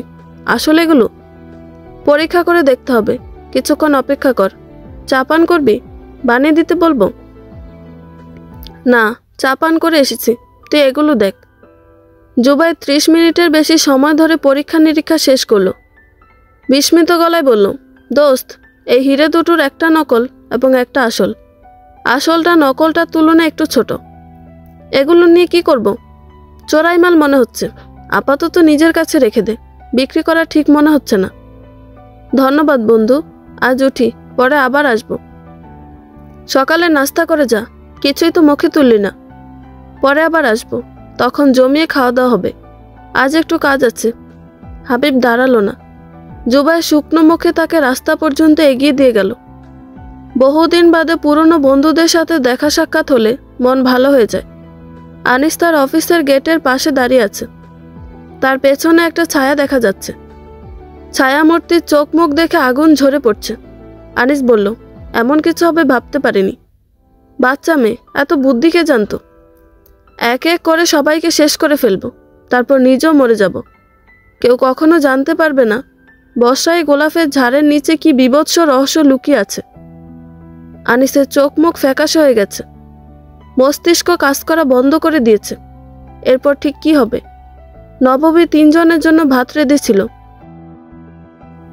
মহিউদ্দিন সাহেব সকালে না খেয়ে বেরিয়েছেন। বলেছেন খিদে নেই, দুপুরে ফিরবেন না, হাসপাতালে যাবেন। সে ভালো মন্দ কিছু বলেনি, চুপচাপ মাথা নেড়েছে। হাবিব এখনও ফেরেনি। খুব তাড়াতাড়ি ফিরবে এমন আশাও নেই। নাইমা বলল, ভাবি খেতে দিবে? রান্না শেষ হয়ে গেছে, বসো, নিয়ে আসছি। ভালো লাগছে না, ভোর রাতে খুব বাজে একটা স্বপ্ন দেখেছি। এসব ঝামেলায় না জড়ালেই বোধহয় ভালো করতাম। নববী কিছু বলল না, ছোট্ট একটা নিঃশ্বাস ফেল। নাইমা 2 গ্রাস মুখে দেবার পরপরই উঠে গেল। বলল, খেতে ইচ্ছে করে না, মাথা ব্যথা করছে, তুমি খেয়ে নাও। দুপুর হয়ে এসেছে প্রায়। 12টা বাজতে সামান্য কিছু সময় বাকি। সে চুলার পাশে বসে আছে, চোখে মুখে বিভ্রান্তির ছাপ। নতুন ঝামেলা ভালো লাগছে না। ছেলে হারানোর শোক কাটিয়ে উঠতে না উঠতেই নতুন বিপদ হাজির হয়েছে। বারবার মনে হচ্ছে মৃত্যুর খেলা শুরু হয়েছে। আনিস সহজ মানুষ না, কাউকেই ছেড়ে কথা বলবে না। নববী ডাল নামিয়ে রাখার পরপরই হাবিব ঘরে ঢুকলো। ক্লান্ত গলায় বলল, 1 গ্লাস পানি দাও নববী। নববী পানির গ্লাস এগিয়ে দিয়ে হাবিবের কপালে হাত রাখল। বিস্মিত গলায় বলল, ঘেমে গেলে কিভাবে? রোদের তাপ খুব বেশি, জোরে হেঁটেছি সেজন্যই হবে হয়তো। নাইমা কোথায়? ডেকে নিয়ে এসো, জরুরি কথা আছে। নাইমা পাশেই ছিল, বলল, কি হয়েছে ভাইয়া? দুলাভাই কিছু করে বসেনি তো? না, সে কিছু করেনি, জানিসই তো, দুটো হিরে সাথে করে নিয়ে এসেছিলাম। আমার এক বন্ধু জহুরি, তার কাছে গিয়েছিলাম। বলল একটা হিরে আসল, একটা নকল। আসল নকল মিলিয়ে ব্যবসা করে বোধহয়। তোকে একটা কাজ করতে হবে। কি কাজ করব? হাবিব নববীর দিকে তাকালো। নববী এগিয়ে গিয়ে জানালার পর্দা টেনে দিল, দরজা ভেজিয়ে দিয়ে বলল, যাই করবে খুব সাবধানে। হাবিব তার কাঁধে হাত রাখল। নাইমার মুখে ভয়ের ছাপ নেই, শান্ত এবং স্বাভাবিক চোখে তাকিয়ে আছে। এমন সাহসী কজনই বা হয়, লাখে একজন। রোহানের জ্ঞান ফিরেছে, দেওয়ালের সাথে হেলান দিয়ে বসে আছে। আনিস হাসি মুখে থাকার চেষ্টা করছে, পারছে না, কেমন যেন উসখুস করছে। মহিউদ্দিন সাহেব বললেন, কোনো সমস্যা? আনিস মেকি হাসি হাসল, সরু গলায় বলল, রোহানের যেন চিন্তা হচ্ছে। ডাক্তার সাহেব আসেননি? এসেছিলেন, বলেন অবস্থা ভালো, আল্লাহ নিজের হাতে রহমত করেছেন, না হলে এমন রোগী এত তাড়াতাড়ি সেরে ওঠে না। মহিউদ্দিন সাহেব নাতির পাশে গিয়ে বসলেন, মাথায় হাত বুলিয়ে দিয়ে বললেন, কেমন আছো নানা ভাই? রোহান মাথা দোলালো। শরীফা বেগম বললেন, হাবিবকে কল দিয়ে দেখো তো কত দূরে এসেছে। ওরা আসলে আমি বাড়িতে যাব, গোসল শেষ করে বিকেলের দিকে আসব। কনক বলল, হাসপাতালেও গোসল করা যায় মা? দোতলায় একটা ভালো বাথরুম আছে, বারান্দার কোনায়। ওই আপা সকালেই বলল, বেশ ভালো বাথরুম, পরিষ্কার পরিচ্ছন্ন, পানির ব্যবস্থা ভালো। শরীফা বেগম দীর্ঘশ্বাস ছাড়লেন। কনকের মনের অবস্থা বুঝতে পারছেন, তবে তার এখানে থাকতে ইচ্ছে করে না। সামনের বিছানায় রোগীর এক লোক ক্রমাগত শব্দ করে নাক ঝাড়ছে, মাঝে মধ্যে এর ওর দিকে তাকিয়ে জিহবা দিয়ে ঠোঁট চাটছে। দেখলেই গা গুলিয়ে ওঠে। মহিউদ্দিন সাহেব বিকেল পর্যন্ত হাসপাতালে বসে রইলেন। হাবিব খাবার নিয়ে ঢুকলো একটার পর। নাইমাও এসেছে। কনক বলল, কি এনেছিস? দেশি মুরগির বাচ্চা দিয়ে লাউয়ের তরকারি, পাবদা মাছ ভাজা। ভাবি এক বোতল দুধ গরম করে দিয়েছে, রোহানকে দিতে বলেছে। কনক মুখ ঘুরিয়ে নিল। আনিস বলল, ডাক্তার সাহেব রিপোর্ট আনতে বলেছিলেন, আমি যাই, ওদিকটা দেখে আসি। নাইমা মাত্রই বসেছিল, সে উঠে দাঁড়িয়ে বলল, আমিও যাব। মহিউদ্দিন সাহেব সরু চোখে তাকালেন। নাইমা সেদিকে গুরুত্ব দিল না। আনিসের পেছনে বেরিয়ে গেল। কনক বলল, আব্বা, রোহানকে একটা ভালো ডাক্তার দেখালে হয় না? এই জায়গা আমার কাছে ভালো ঠেকছে না। দেখানো যায়। কোথায় দেখাবে? বিভাগীয় শহরে নিয়ে যেতে পারলে সব থেকে ভালো হয়। এখানে আর কিছুদিন থাকুক, তারপর না হয় নিয়ে যাব। আপাতত যদি একটা কেবিনের ব্যবস্থা করে দিতেন। সমস্যা নেই, কর্তৃপক্ষের সাথে কথা বলছি। শরীফা বেগম হাফ ছেড়ে বাঁচলেন। উজ্জ্বল গলায় বললেন, কেবিনে গেলে নিজেরা থাকা যাবে। কনক একটা কাজ কর, রোহানকে খাইয়ে দে। ডাক্তার সাহেবের কাছে শুনে নিয়েছিলাম সব খাবার খেতে পারবে। কনক খাবার দাবার দেখতে ব্যস্ত হয়ে গেল। হাবিব বলল, আমাকে যেতে হবে, কাজ আছে, বলেই বেরিয়ে গেল। নাইমা আনিসের পাশাপাশি চেয়ারে বসে আছে। আনিস চেয়ার টেনে আর একটু কাছে এগিয়ে এলো। নিচু গলায় বলল, কি বলতে চাও? আমার কথার কি ভাবলেন? দেখো নাইমা, তোমার বয়স অল্প, জীবনের দীর্ঘ সময় বাকি পড়ে আছে। এখন এসব ঝামেলায় না জড়ানোই বুদ্ধিমানের কাজ হবে। মেয়ে মানুষ বুদ্ধিমতী হয় দুলাভাই, তাছাড়া অল্প বয়সে সফল হলে দোষের কি? এসব কথা থাক, কি ভাবলেন সেটা বলুন। এ ধরনের প্রস্তাব গ্রহণ করতে পারছি না। জিনিসগুলো ফেরত দিয়ে দাও, তোমার ভালোর জন্যই বলেছি। আপনি কবে থেকে আমার ভালো ভাবতে শুরু করলেন? ধরে নাও এই মুহূর্ত থেকে। যা বলছি শোনো। আশা করছি এই ব্যাপারটা তোমার মধ্যেই সীমাবদ্ধ আছে, এখনো আছে, তবে কতক্ষণ থাকবে সে নিশ্চয়তা দিতে পারছি না। প্রস্তাবে রাজি না হলে আমিও অন্যরকম ভাবতে বাধ্য হব। আনিস ব্রুকুসকে ফেলল, কর্কশ গলায় বলল, কি করবে তুমি? অনেক কিছুই করতে পারি, যেমন ধরুন পুলিশের কাছে বলে দিতাম। ভুল করো না নাইমা, কথা শোনো। তোমার যা প্রয়োজন আমি দেখব, জিনিসগুলো ফেরত দিয়ে দাও। কখনোই না। কেন? আপনার কথা শুনবো? আমায় মেরে ফেললো, আপনার কথা শুনবো না? বোকামি করছো তুমি। ওই হিরে জহরতের রহস্য আমার সাথেই কবরে চাপা পড়ে যাবে। আবার ভেবে দেখুন, গোটা লাভ হারাবেন নাকি 50%। নাইমা উঠে চলে গেল। মেয়েটা শান্ত ভঙ্গিতে হাঁটছে, যেন সব কিছু স্বাভাবিক। আনিস সেদিকে তাকে ছোট্ট একটা নিঃশ্বাস ফেলল। পকেট থেকে মোবাইল বের করে কানে চেপে ধরল। লোকজনের ভিড় বাড়ছে, এখানে কথা বলা যাবে না। সে একটু দূরে সরে গেল। নববী বিকেল পর্যন্ত অপেক্ষা করল। কথা ছিল হাবিব খুব দ্রুত ফিরে আসবে, সে আসেনি, কিছু জানায়নি পর্যন্ত। বেলা পড়ে এসেছে, সূর্য পশ্চিম আকাশে রক্তবর্ণ ধারণ করেছে। সূর্য ডোবার আগ মুহূর্তে হাবিব বাড়ি ঢুকল। তরল গলায় বলল, চা বানিয়ে দাও নববী। মাথা ব্যথা করছে, 2টো টাফনিল খেয়েছি, কাজ হয়নি। নববী বিরক্ত বোধ করল, তীক্ষ্ণ গলায় বলল, 2টো টাফনিল খেয়েছ কেন? ডাক্তারের পরামর্শ ছাড়া যে কোনো ওষুধের ব্যবহার শরীরের জন্য ক্ষতিকর হতে পারে। জানি, উপদেশ সবসময় অন্যের জন্য বরাদ্দ থাকে নববী, নিজের বেলায় কেউই মনে রাখে না। খেয়ালই করছো কেন? সত্যি কথা বললাম, এমনিতেই নানান দুশ্চিন্তায় মাথা খারাপ হয়ে আছে। কি হয়েছে? দুলাভাই কিছু স্বীকার করেননি? কখনোই করবে না। ভেবেছিলাম নাইমার প্রস্তাবে রাজি হয়ে যাবে। নববী ব্রুকুসকে ফেলল, সরু গলায় বলল, হয়নি? এখনো পর্যন্ত না। আজ সন্ধ্যায় দেখা করতে বলেছে, সেখানেই নাকি বাকি কথা শেষ করবে। কোথায় দেখা করতে বলেছে? জায়গার ব্যাপারে জানানি, পরে জানিয়ে দেবে। তোমার পুলিশ বন্ধুর সাথে কথা বলেছ? থানায় গিয়েছিলাম, কথা হয়নি, কাজে ব্যস্ত আছে, পরে কথা বলে নেবে। এখন আমরা কি করতে পারি? সন্ধ্যা পর্যন্ত অপেক্ষা করব, দেখা যাক কি হয়। আমার মনে হয় এসব পদক্ষেপ ভুল, আগে পুলিশকে জানিয়ে দেওয়া উচিত ছিল। হবে হয়তো। চা বানিয়ে আনবে? ভালো লাগছে না কিছু। নববী চুলায় চায়ের পানি চাপালো, 2টো তেজপাতা ছিঁড়ে পানিতে দিয়ে সেদিকে তাকিয়ে রইল। পানি ফুটতে শুরু করেছে। সে হাবিবের পরিকল্পনা বুঝতে পারছে না। সবকিছু জেনে বুঝে নাইমাকে বিপদে ঠেলে দেবার মানে কি?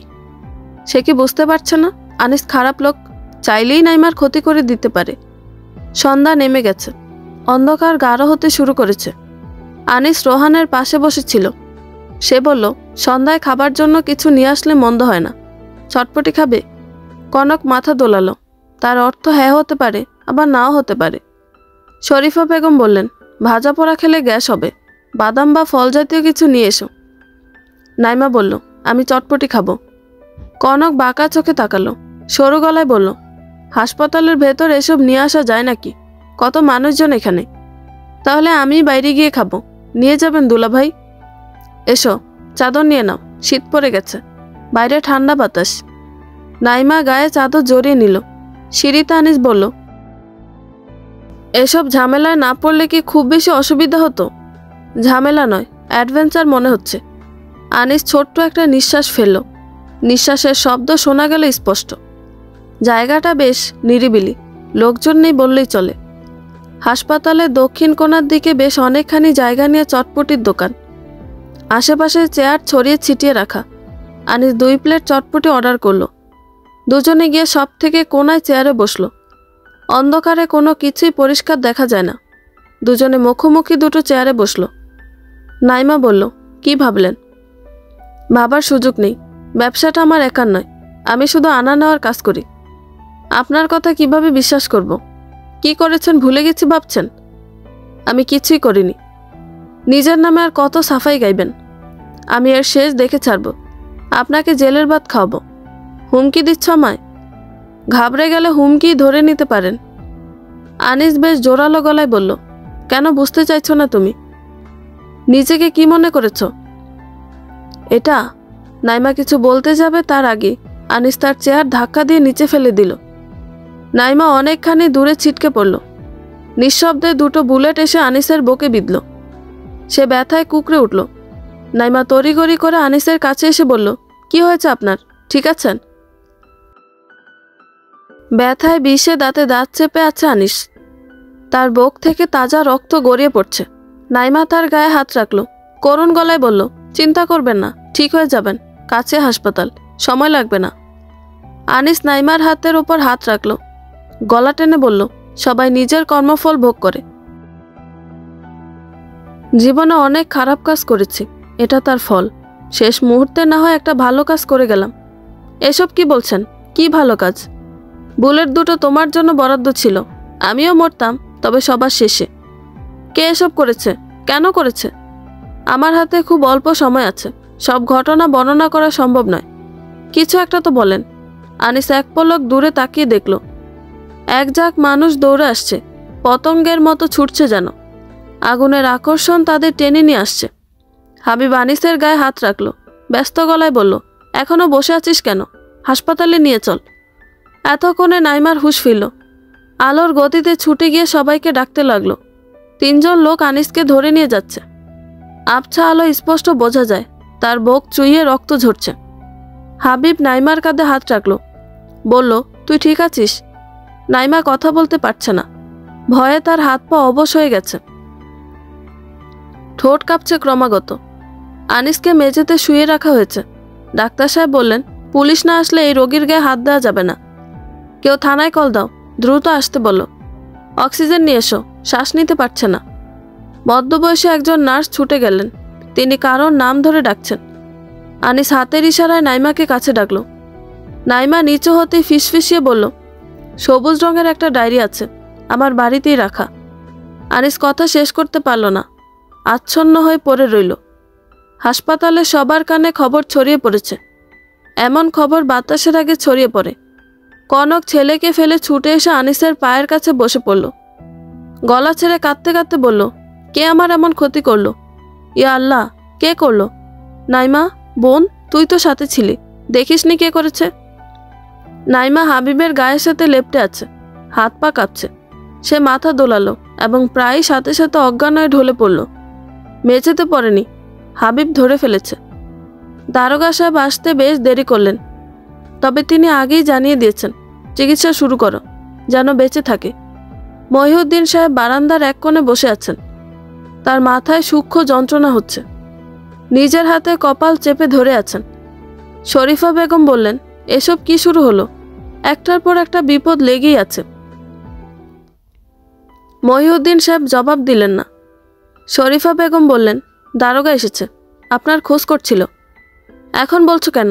তিনি দাঁড়িয়ে পড়লেন, এলোমেলো পায়ে হেঁটে ডাক্তারের কেবিনে ঢুকলেন। দারোগার বয়স বেশি নয়, শক্ত সামর্থ্য চেহারার অল্প বয়সী যুবক। লোকটা মহিউদ্দিন সাহেবকে দেখে হাসলেন। উঠে এসে হাত বাড়িয়ে দিয়ে বললেন, আমি ইন্সপেক্টর শরাফতুল্লাহ। মহিউদ্দিন, বসুন, বসে কথাবার্তা বলি। মহিউদ্দিন সাহেব চেয়ার টেনে বসে পড়লেন। ধপ করে শব্দ হলো যেন। শরাফত বললেন, কে হয় আপনার? জামাই, বড় মেয়ের বর। ঘটনার সময় কোথায় ছিলেন? নাতির কাছে, এ হাসপাতালে ভর্তি আছে। কারোর সাথে শত্রুতা আছে? থাকলে জানা নেই, আমার জানা মতো আনিসের কোনো শত্রু নেই। আপনাদের পরিবারের সব সদস্যের সাথে কথা বলা হবে, সব কিছু তদন্ত হবে। সে হোক, আনিসের চিকিৎসা শুরু করা প্রয়োজন। চিকিৎসা চলছে, প্রয়োজনে বিভাগীয় শহর কিংবা রাজধানীতেও নেওয়া হবে। ডাক্তার সাহেব বলছিলেন, পুলিশ আসার আগে রোগীর গায়ে হাত দেওয়া যাবে না, এমন নিয়ম আছে কি? শরাফত শান্ত গলায় বললেন, ফৌজদারি কার্যবিধির 509 ধারা মতে ডাক্তাররা আদালতে সাক্ষ্য দিয়ে থাকেন। খুন ধর্ষণের মামলায় ডাক্তারের রিপোর্ট খুবই গুরুত্বপূর্ণ। মৃত্যুর কারণ কিংবা ধর্ষণ নিরূপণের জন্যই ডাক্তারি পরীক্ষার প্রয়োজন। ডাক্তারি রিপোর্টের পরও তাকে আদালতে সাক্ষী হিসেবে তলব করা হয়ে থাকে। তার জন্য একজন মানুষের চিকিৎসা আটকে থাকবে? খুনের মামলায় তদন্তের জন্য শরীরের অবস্থা জানার প্রয়োজন হয়। তাছাড়া এই হাসপাতালের বিরুদ্ধে প্রমাণ লোপাটের অভিযোগ আছে, সেজন্যে কড়াকড়ি করা হয়েছে। ওহ আচ্ছা। মহিউদ্দিন সাহেব দীর্ঘশ্বাস ছাড়লেন। শরাফত বললেন, আমায় যেতে হবে, প্রয়োজনে আপনাদের সবাইকে থানায় ডাকা হবে। আপনার মেয়ের সাক্ষ্য খুব জরুরি। অজ্ঞান হয়ে পড়েছিল, সমস্যা নেই, সুস্থ হবার পর কথা বলবো। নাইমার জ্ঞান ফিরেছে অনেকক্ষণ। ব্রুকুসকে মেঝের দিকে তাকিয়ে আছে। মাথায় হালকা হালকা ব্যথা অনুভব করছে। হাবিব তার পাশে বসলো।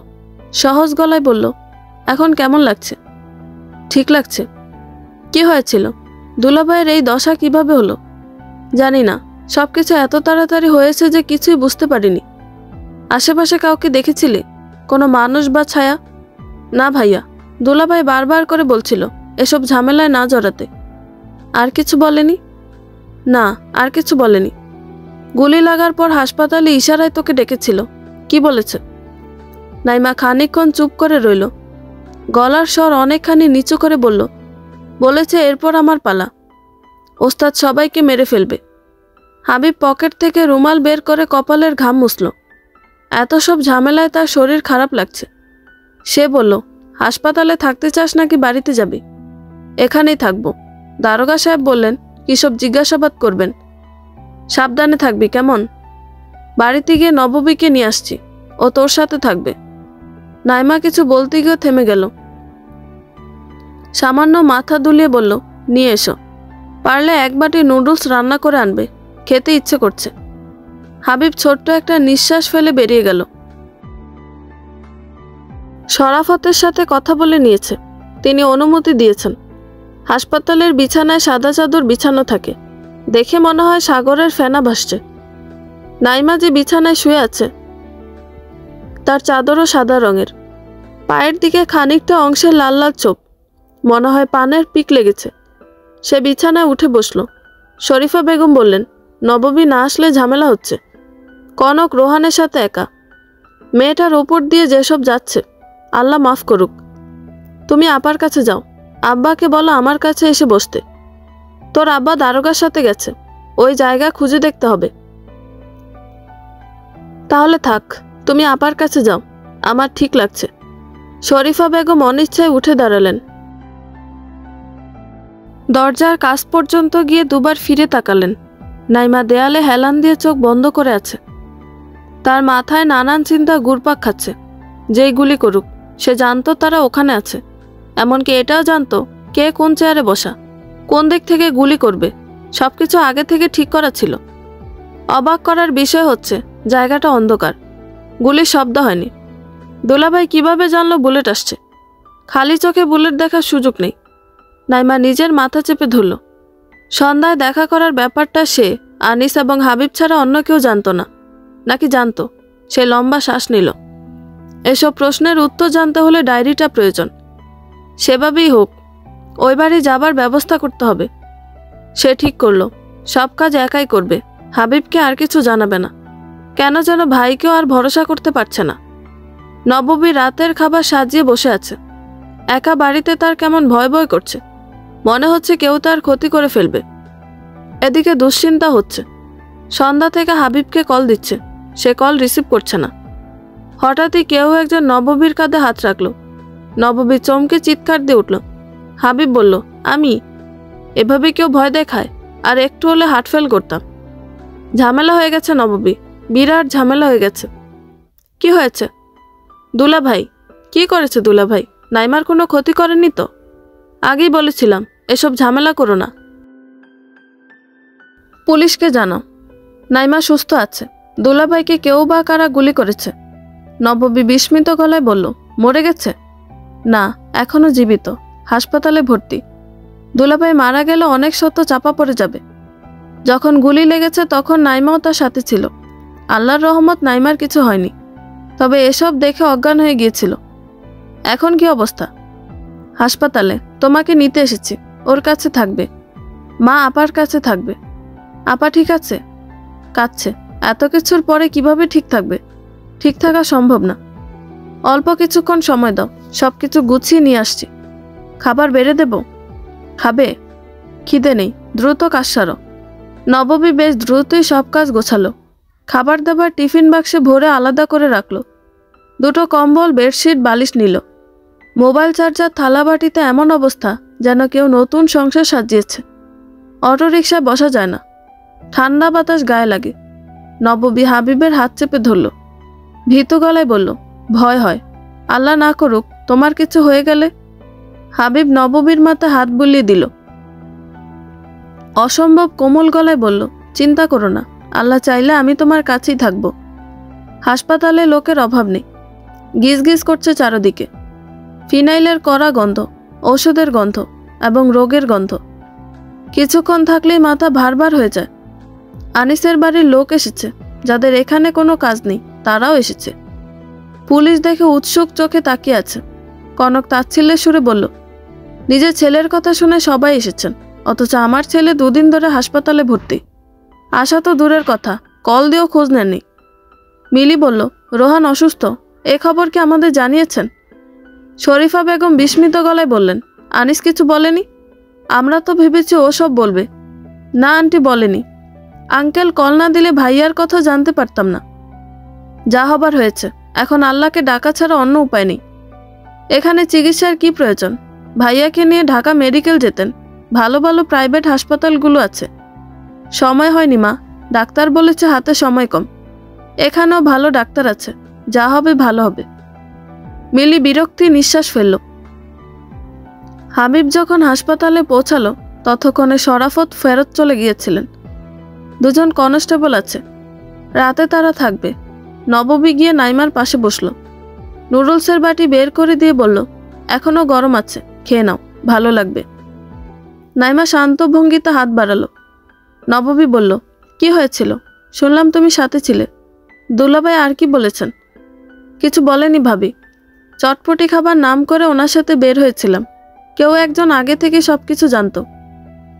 কে জানতো? আমরা বাদে অন্য কারো কথা জানি না। দুলাভাই নিজে আক্রান্ত, তাই তিনি এটা করবেন না। বাকি থাকলাম আমরা। আমাদের মধ্যে কেউ হতে পারে, আমিও হতে পারি। নববীর চোখ ছোট হয়ে গেল। তীক্ষ্ণ গলায় বলল, এটা তুমি কি বললে? কি বললাম? এই যে আমিও হতে পারি। কথার কথা বললাম। তোমার ভাইও এই একই কথা বলছিল। কি হচ্ছে কিছু বুঝতে পারছি না। নাইমা গলার স্বর অনেকখানি নিচু করে বলল, সেসব ছাড়ো। হীরের ব্যাপারে আর কিছু জানতে পারলে? না, কিছু জানা যায়নি। আমার খুব চিন্তা হচ্ছে। চিন্তার কিছু নেই, যে খেলা শুরু হয়েছে তার থামবে না। এর শেষ দেখতে হবে। নববী বিষণ্ণ ভঙ্গিতে তাকিয়ে রইল। নাইমা সব কথা বলতে গিয়ে বলল না, চুপ রইল। অপরাধী শনাক্ত না হওয়া পর্যন্ত সবাই অপরাধী। কাউকে বিশ্বাস করা ঠিক হবে না। আনিসের কাজকর্মে পরিষ্কার বোঝা যায় নাইমাকে বাঁচানোর সিদ্ধান্ত সে খুব দ্রুতই নিয়েছে। তবে কি সে জানতো কে কখন গুলি চালাবে? নয়তো অন্ধকারে বুঝলো কিভাবে? নাইমা উঠে দাঁড়ালো। নববী বলল, কোথায় যাচ্ছ? এভাবে হাঁটা চলা করা ঠিক না, বিশ্রাম নাও। আমি ঠিক আছি ভাবি, রোহানকে দেখতে চাই। আচ্ছা বেশ, এসো আমার সাথে। আমার হাত ধরো। নাইমা নববীর হাত ধরল। লিফট বন্ধ হয়ে গেছে, সিঁড়ি দিয়ে উপরে উঠতে হবে। তারা 2 জন খুব সাবধানে এবং ধীরে ধীরে হাঁটতে লাগলো। কনক নাইমাকে দেখে তেলে বেগুনে জ্বলে উঠল। ঝাঁঝালো গলায় বলল, কি চাইছিস তুই? কি চাই বাবা? বুঝতে পারছিস না তাই না? 2 দিন আগেও রোহানের আব্বুকে সহ্য করতে পারতি না, দেখলে মুখ বেঁকিয়ে রাখতি। রোহান হাসপাতালে ভর্তি হবার পর কি এমন হলো যে সবটা পাল্টে গেল? গায়ে গা লাগিয়ে গল্প করতে শুরু করলি। কোথাও গেলে একসাথে যাওয়া। কি করেছিস তুই? নাইমা বরফ শীতল গলায় বলল, যে মহিলা নিজের একটা বাচ্চা সামলাতে পারে না, তার স্বামী তো দ্বিতীয় অপশন খুঁজবেই। এতে অবাক হবার কি আছে? কনক হতভম্ব হয়ে তাকিয়ে রইল। সে নিজের কানকে বিশ্বাস করতে পারছে না। মিলি বলল, রাগারাগি করো না নাইমা, ভাবি ওভাবে বলতে চাইনি। আপনার ভাবি ওভাবেই বলতে চেয়েছে। বিশ্বাস না হলে জিজ্ঞেস করে দেখতে পারেন। মিলি কনকের চোখের দিকে তাকালো। কনক চোখ সরিয়ে নিয়েছে। সে ছোট্ট একটা নিঃশ্বাস ফেলল। মহিউদ্দিন সাহেব বললেন, হাসপাতালে কে কে থাকবে? শরীফা বেগম মাথা নেড়ে বললেন, জানি না, আমায় থাকতে হবে। নববী নাইমার কাছে থাকবে। দেখো তোমরা কি করবে। আমি থাকছি। হাবিব বাড়ি ফিরে যাক, বাড়ি ফাঁকা রাখা ঠিক হবে না। হাবিব ভালো মন্দ কিছু বলল না, যেন সে এই জগতে নেই, গভীর চিন্তায় ডুবে আছে। রাত 2টার মতো বাজে। আকাশে এক ফালি চাঁদ চকচক করছে। চাঁদের গা গলে জ্যোৎস্না গড়িয়ে পড়ছে। হাবিব সদর দরজা সরিয়ে বাইরে বেরিয়ে এলো। দরজা সরালো নিঃশব্দে এবং কোমল হাতে। ধীর পায়ে হেঁটে সোহেলের কবরের সামনে এসে দাঁড়ালো। চারদিকে গাঢ় অন্ধকার, শীতের ঠান্ডা বাতাস, গায়ে হিম ধরে যায়। তবে সে সেই শীতল অনুভব করল না। সে হোক মাঘের কনকনে ঠান্ডা বায়ু, হেমন্তের তরল হাওয়া অথবা গ্রীষ্মের মধুর বাতাস, হাবিব চোখ ভিজে গেছে। অশ্রুকণা কপল গড়িয়ে মাটিতে লুটিয়ে পড়ছে। সে সোহেলের কবরে হাত রাখল, ভেজা গলায় বলল, প্রিয় সন্তান, আমার প্রথম বংশধর, তোমায় কিভাবে ভুলে থাকতে পারি? তোমার আদো বলিতে বাবা ডাকা সুর, নিষ্পাপ সরল হাসি, কোমল মসৃণ ছোট আঙুলগুলো, দীর্ঘ 9 মাসের অপেক্ষা, সব কিছুতেই তুমি জড়িয়েছিলে। তোমায় কি করে ভুলে থাকা যায়?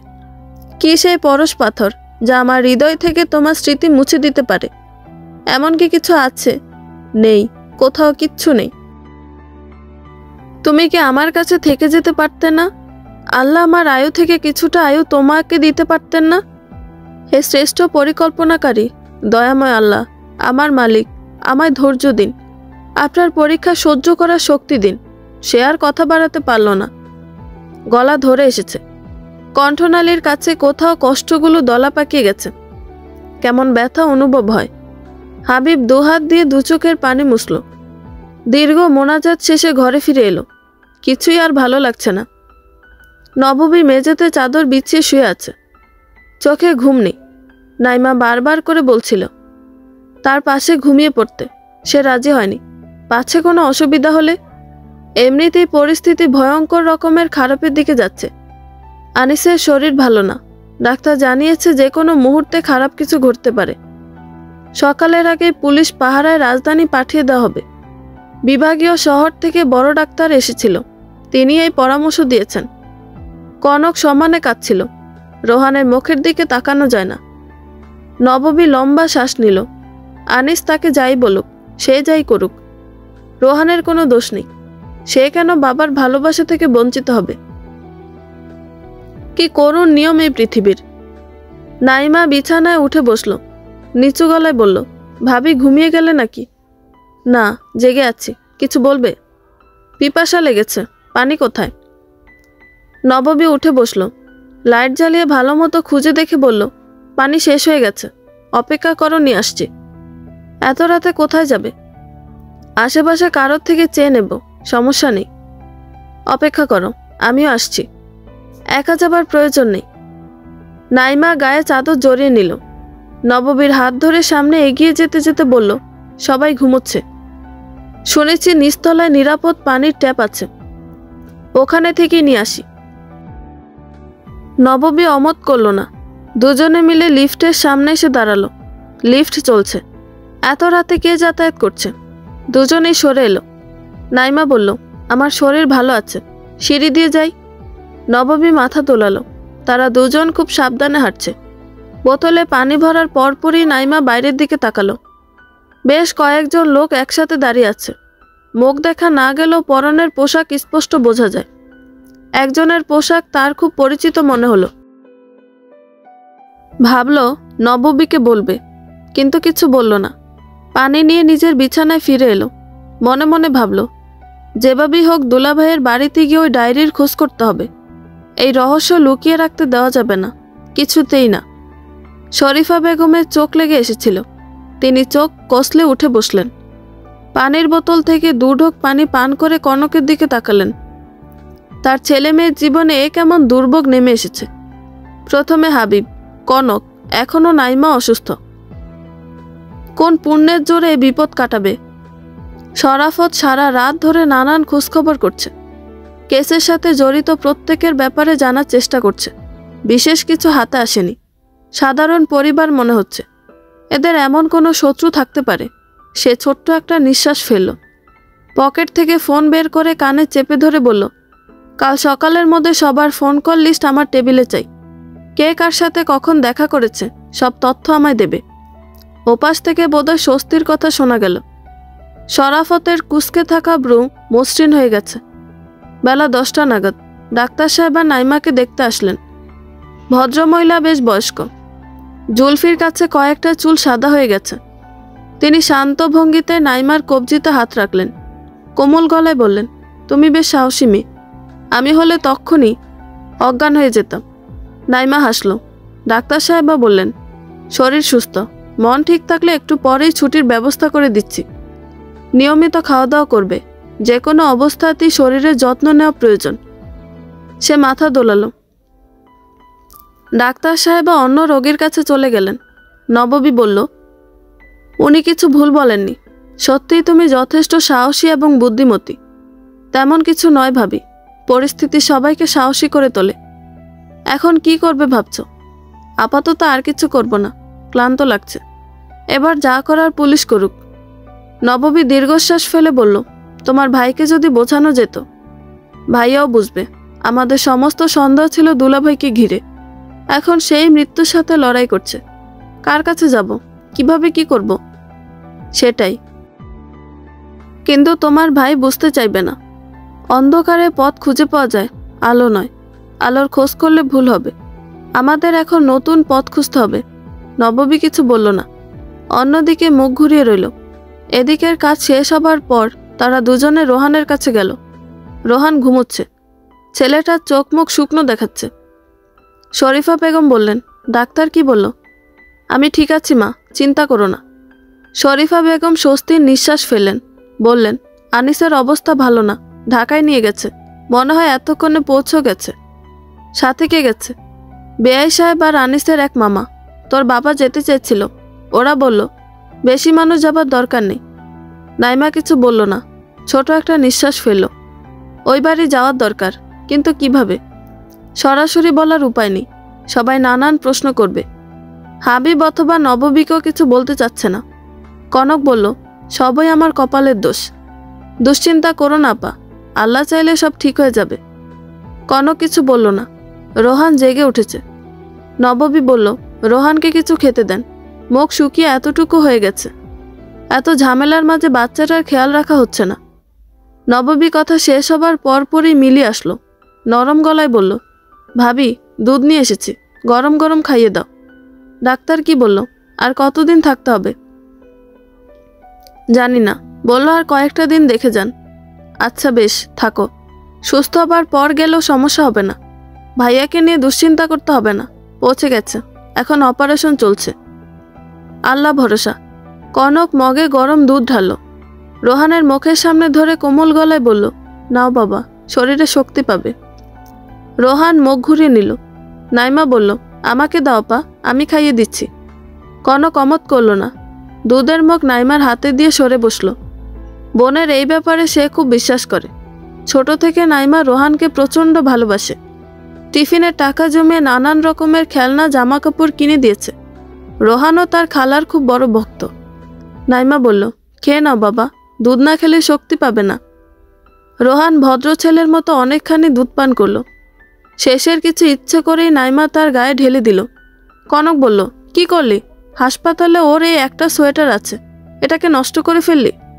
সমস্যা নেই আপা, নতুন কিনে দেওয়া যাবে বা বাড়ি থেকে নিয়ে আসবো। কিনতে হবে না, ওর আব্বার বাড়িতে অনেক সোয়েটার আছে, ওখান থেকে নিয়ে আসলেই হবে। শরীফা বেগম বললেন, এত ঝামেলার দরকার নেই, তোর আব্বাকে বললে নতুন কিনে দিবে।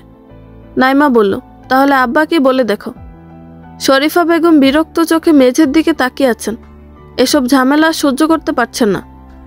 মহিউদ্দিন সাহেব দুপুরে খাবার পরপরই আসলেন। শরীফা বেগম বললেন, রোহানের সোয়েটারে দুধ পরে নষ্ট হয়ে গেছে, একটা সোয়েটার কিনে দিতে পারো? মহিউদ্দিন সাহেব গম্ভীর গলায় বললেন, আগের নেই, এমনিতে অনেক খরচ হয়ে যাচ্ছে, টাকায় হাত টান। মিলি বলল, সমস্যা নেই, রোহানের অনেক শীতের কাপড় আছে, এবছর বাবা দুটো নতুন কিনে দিয়েছে। সমস্যা হলো আমি এখন গিয়ে আবার ফিরতে পারবো না। নাইমা যেন এই সুযোগের অপেক্ষায় ছিল। ব্যস্ত গলায় বলল, তাহলে আমি যাই, সোয়েটার নিয়ে চলে আসব, বেশি সময় লাগবে না। কনক অমত করল। মহিউদ্দিন সাহেব এবং শরীফা বেগম রাজি হলেন। নাইমা মিলির সাথে বেরিয়ে পড়ল। মিলি বাইক চালায়। সে নাইমার হাতে একটা হেলমেট ধরিয়ে দিয়ে বলল, ভয় পাবে না, আমি দারুণ ভালো চালাই। নাইমা মেকি হাসি হাসল। বলল, আপনাকে দেখে বোঝাই যায় না, আপনার এত গুণ আছে। মিলি কিছু বলল না, বাইক স্টার্ট দিল। আনিসের বাড়িটা বেশ সুন্দর, দোতলা বিল্ডিং, সামনে অনেকটা জায়গা ফাঁকা পড়ে আছে। নাইমা এ বাড়িতে বেশ কয়েকবার এসেছে, তাই সব কিছুই তার চেনা জানা। সে আনিসের ঘরের সামনে দাঁড়িয়ে বলল, তালা লাগানো দেখছি, চাবি কোথায়? মিলি চাবি এনে দিল। বলল, আমাকে শাওয়ার নিতে হবে, গা কুটকুট করছে। তুমি দেখে নাও কি কি নেবে। নাইমা দরজা খুলে ঘরের ভেতর ঢুকলো। বড়সড় কামরা, সব কিছু ছিমছাম করে গোছানো। একপাশে পড়ার টেবিল এবং বুকশেলফ রাখা। সে ঘরের দরজা ভেজিয়ে দিয়ে খোঁজাখুঁজি শুরু করলো। প্রায় 20 মিনিট খোঁজার পরও ডায়েরির সন্ধান পেল না। আনিসের মা দরজা ঠেলে বললেন, কে এখানে? নাইমা ঘাবড়ে গিয়ে তাকে সালাম দিল। হড়বড় করে বলল, আন্টি আমি রোহানের সোয়েটার নিতে এসেছি। ওহ আচ্ছা, নাও। ভালো আছো মা? আল্লাহ যেমন রেখেছেন। আপনার শরীর ভালো? তিনি দীর্ঘশ্বাস ছাড়লেন। মরা গলায় বললেন, আর শরীর? তুমি খোঁজাখুঁজি করো। কনক মনে ওয়ার্ড্রোবের ভেতরে শীতের কাপড় রাখে, ওখানে খুঁজে দেখতে পারো। আমি যাই, দুপুরের ওষুধ খাওয়া হয়নি। নাইমা মাথা দোলালো। ভদ্রমহিলা চলে গেলেন। যাবার সময় দরজা ভেজিয়ে দিয়ে গেলেন। নাইমা বইয়ের ভেতরে খুঁজে দেখতে লাগলো। একদম নিচে রাখা একটা খাতার মাঝে ডায়েরির ছেঁড়া দুটো পৃষ্ঠা পেল। আনিসের হাতের লেখা। লেখার প্রথম লাইনটা নিজেকে ভীষণ অবাগা এবং অমানুষ মনে হচ্ছে। নিষ্পাপ বাচ্চার খুনি আমার চোখের সামনে ঘুরে বেড়াচ্ছে এবং আমায় তা মেনে নিতে হচ্ছে। কারোর পায়ের শব্দে কাগজগুলো কোমরে গুজে ওয়ার্ড্রোবের কাছে যেতেই মিলি দরজা খুলল। সরল গলায় বলল, তোমার কাঙ্ক্ষিত বস্তু পেলে? না, এখনো পাইনি। কি এমন খুঁজতে এসেছো যে এখনো পেলে না? কি খুঁজতে আসবো? কি খুঁজতে এসেছো তা তো তুমিই ভালো জানো। আমায় প্রশ্ন করার প্রয়োজন কি? আপা কোথায় রেখেছে বুঝতে পারছে না। মিলি এগিয়ে এসে ওয়ার্ড্রোব খুলল। চোখের ইশারায় সোয়েটার দেখি বলল, সবকিছু এখানে। কি করছিলে তুমি? নাইমা ঘাবড়ে গেল। মিলির কথাবার্তার ধরন সুবিধার মনে হচ্ছে না। সে কি তাকে চোর ভাবছে, নাকি সে ডায়েরির রহস্য জানে? তার কপাল ঘামতে লাগলো। মিলি কিছু বলতে যাবে, তার আগে হাবিব দরজা ঠেলে ভেতরে ঢুকলো। বিরক্ত গলায় বলল, শরীর খারাপ নিয়ে এখানে এসেছিস কেন? সোয়েটার নিতে এসেছিলাম। না হয়েছে? নাইমা দুটো সোয়েটার উঠিয়ে বুকের সাথে চেপে ধরে মাথা দোলালো। হাবিব বলল, জলদি কর, সন্ধ্যা হয়ে যাবে। হাবিবের পরনে জিন্সের প্যান্ট এবং সাদা শার্ট। কালো রঙের হুডি কাঁধের ওপর ফেলে রেখেছে। তাকে দেখতে অসম্ভব সুন্দর লাগছে। মিলি সেদিকে এক দৃষ্টিতে তাকিয়ে রইল। নাইমাকে আর কিছুই বলল না। মহিউদ্দিন সাহেব গম্ভীর ভঙ্গিতে চায়ের কাপে চুমুক দিচ্ছেন। হাবিব বিরক্ত চোখে তার দিকে তাকিয়ে আছে। মহিউদ্দিন সাহেব বললেন, কিছু বলবে? এভাবে তাকিয়ে আছো কেন? আব্বা, আপনি খুব বুদ্ধিমান এবং সতর্ক একজন মানুষ। তাতে কি হলো? কি বুঝে নাইমাকে মিলির সাথে ওই বাড়ি যাবার অনুমতি দিলেন? যদি ওর কোনো ক্ষতি হয়ে যেত? নাইমা নিজে আমাকে বলেছে সে ওই বাড়ি যেতে চায়। সোয়েটার শুধুমাত্র একটা বাহানা। ইন্সপেক্টর শরাফত ওকে কিছু খুঁজতে বলেছে বলল। আপনি এই কথা বিশ্বাস করেছেন? শরাফতুল্লাহ পুলিশ অফিসার, চাইলে সে নিজেই তদন্ত করতে পারে। নাইমাকে কেন বলবে?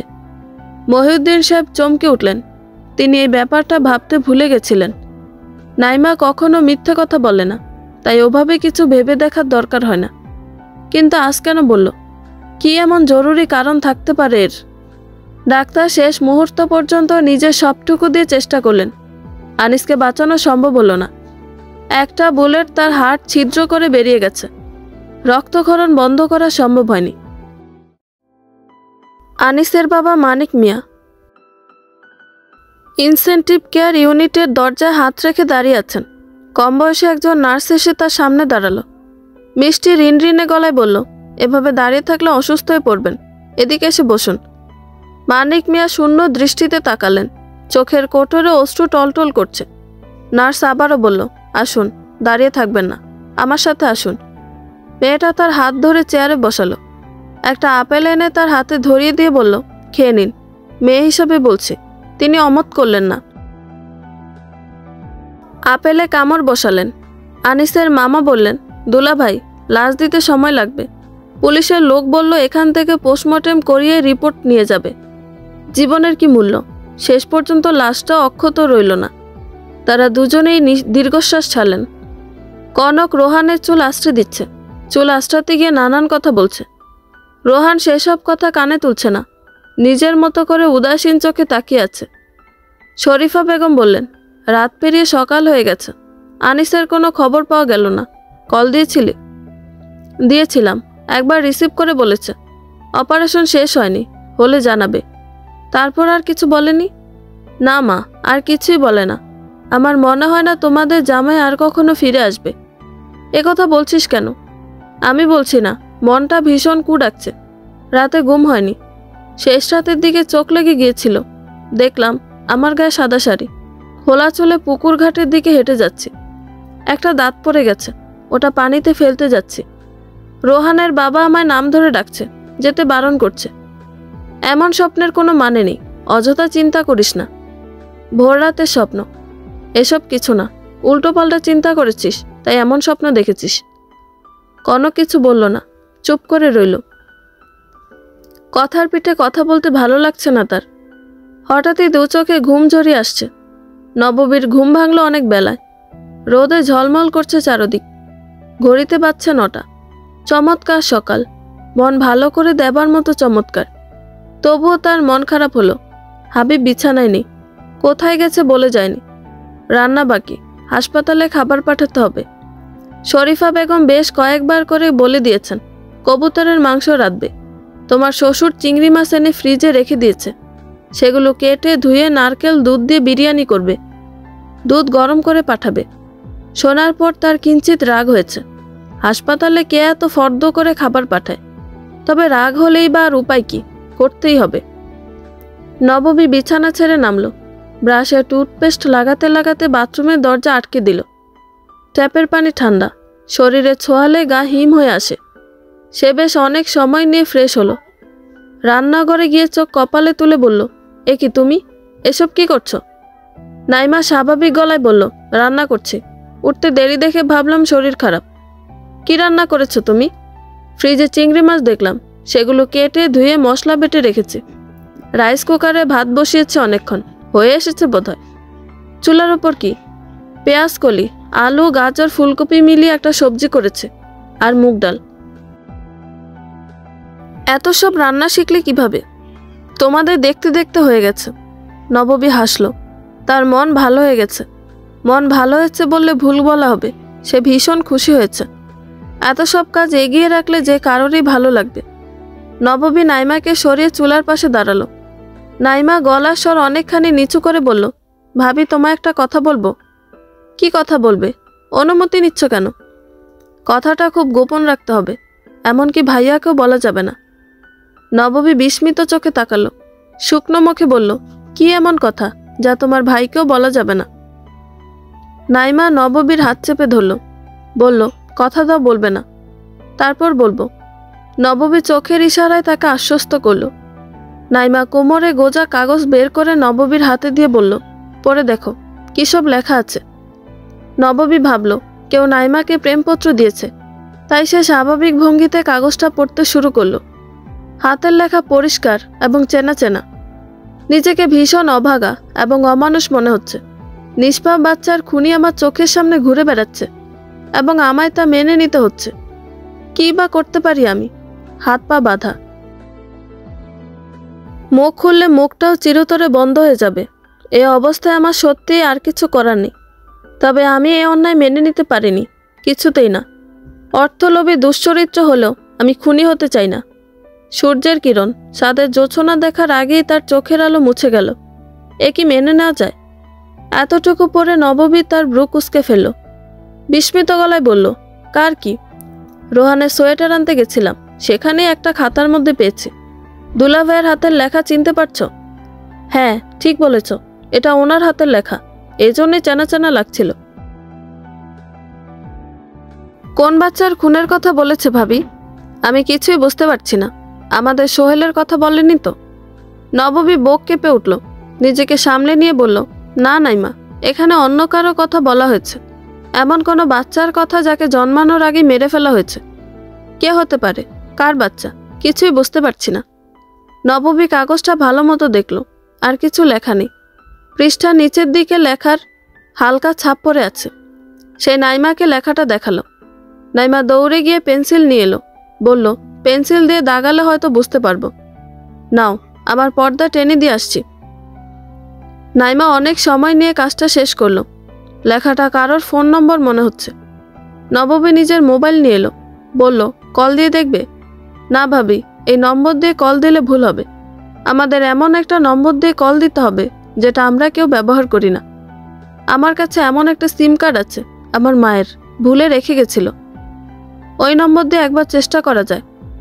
তুমি রান্নাটা দেখো, আমি নিয়ে আসছি।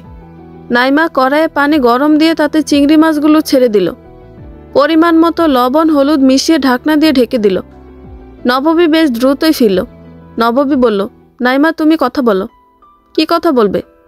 প্রথম দেখি কে রিসিভ করে, তারপর ভাবা যাবে। দুবার রিং হবার পর কল রিসিভ হলো।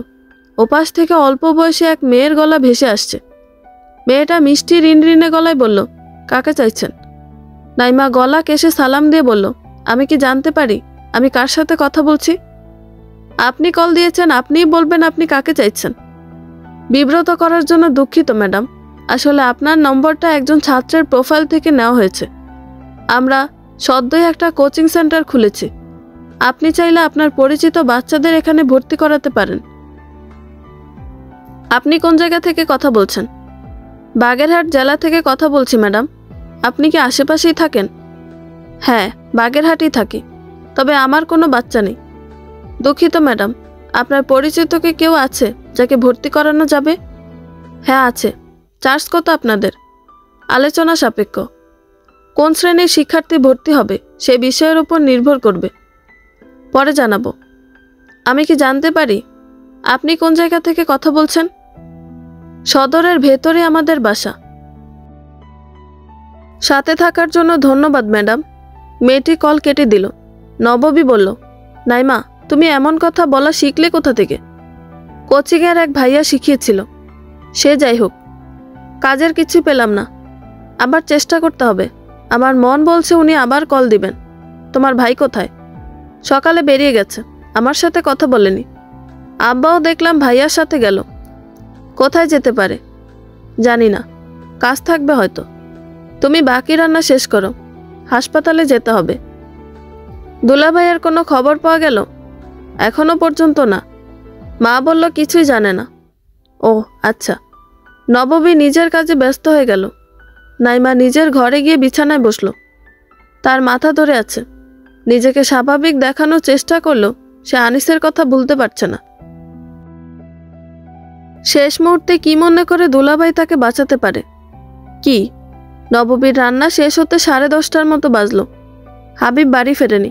কল দিয়ে বলেছে অফিসে চলে এসেছি, নাইমাকে সাথে নিয়ে হাসপাতালে চলে যায়। পারবে না? সে বলেছে তারা পারবে। হাসপাতাল খুব বেশি দূরে নয়, অটোরিকশায় 30 টাকার পথ। নববী খাবার গুছিয়ে ফেলল।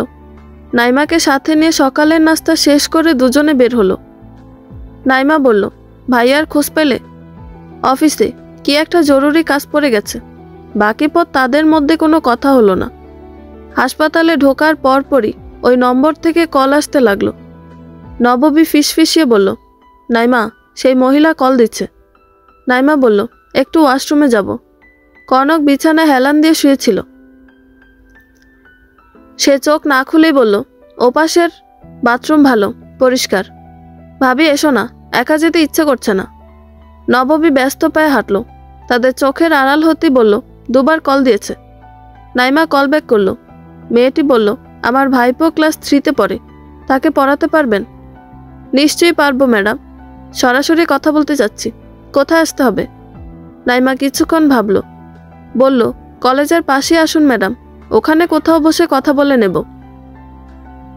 সব ঠিকঠাক না করে ঘর ভাড়া করা সম্ভব হয়নি।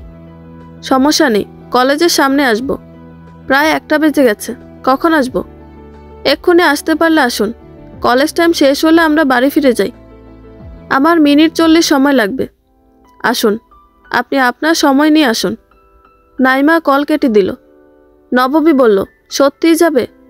তাছাড়া আর কি করব, ওনার সাথে কথা বলা জরুরি। কাগজটা সঙ্গে নিয়ে এসেছি, ওইটাই দেখাবো। যদি কোনো বিপদ হয়? এমনিতেই বিপদে আছি, আর কি বিপদ হবে? তোমার ভাইকে বলে গেলে হয় না? ভালো কথা বলেছ। নাইমা হাবিবকে কল দিল। বলল, ভাইয়া আমি আর ভাবি কলেজের মোড়ে ফুচকা খেতে যাচ্ছি, তোমায় জানিয়ে গেলাম। এমন সময় তোদের ফুচকা খেতে হবে না, ফেরার পথে আমি নিয়ে আসবো। উফ ভাইয়া, আমরা তো হাসপাতালে এসেছি, ফেরার পথে যাব, বেশি দূর না, চিন্তা করো না। তাছাড়া তোমায় তো জানিয়ে গেলাম। হাবিব কিছু বলবে তার আগেই তার অফিসের বস তাকে ডাকলো। সে কল কেটে দিয়ে বসের সাথে কথা বলতে লাগলো। শরীফা বেগম বললেন, তোরা এখনই ফিরে যাবি? হ্যাঁ মা, বাড়িতে কেউ নেই, এখানে থেকে কি করব বলেন? ঠিকই, আচ্ছা যাও, সাবধানে যাবে। ওরা দুজন বেরিয়ে গেল। রিক্সা ঠিক করে তাতে চড়ে বসলো। বাচ্চা ছেলে রিক্সা চালাচ্ছে, পান খেয়ে দাঁত লাল করে ফেলেছে। পিস পিস করে পানের পিক ফেলছে, রক্তের মতো টকটকে লাল পিক, দেখলেই গা গুলিয়ে ওঠে। কলেজের সামনে লোকজনের অভাব নেই, সকলে নিজেদের মতো করে চলাচল করছে। কাটায় কাটায় 40 মিনিট পর মেয়েটি কল দিল। পাশেই দাঁড়িয়ে আছে। নববী হাত উঁচু করে এগিয়ে গেল। মেয়েটির বয়স খুব অল্প নয়, স্বাস্থ্যবান চেহারা, কমলা রঙের শাড়ি পরে আছে, ঠোঁটে কড়া লাল রঙের লিপস্টিক। মেয়েটি তাদের নিয়ে একটা ফুচকার দোকানে বসলো। বন্ধুরা, গল্পটি ভালো লেগে থাকলে একটা লাইক করে দিবেন এবং গল্প সম্পর্কে কোনো মতামত জানানোর থাকলে কমেন্ট করতে পারেন। গল্পের বাকি অংশ শোনার জন্য চ্যানেলটি সাবস্ক্রাইব করে পাশেই থাকবেন। ধন্যবাদ সবাইকে, ভালো থাকবেন।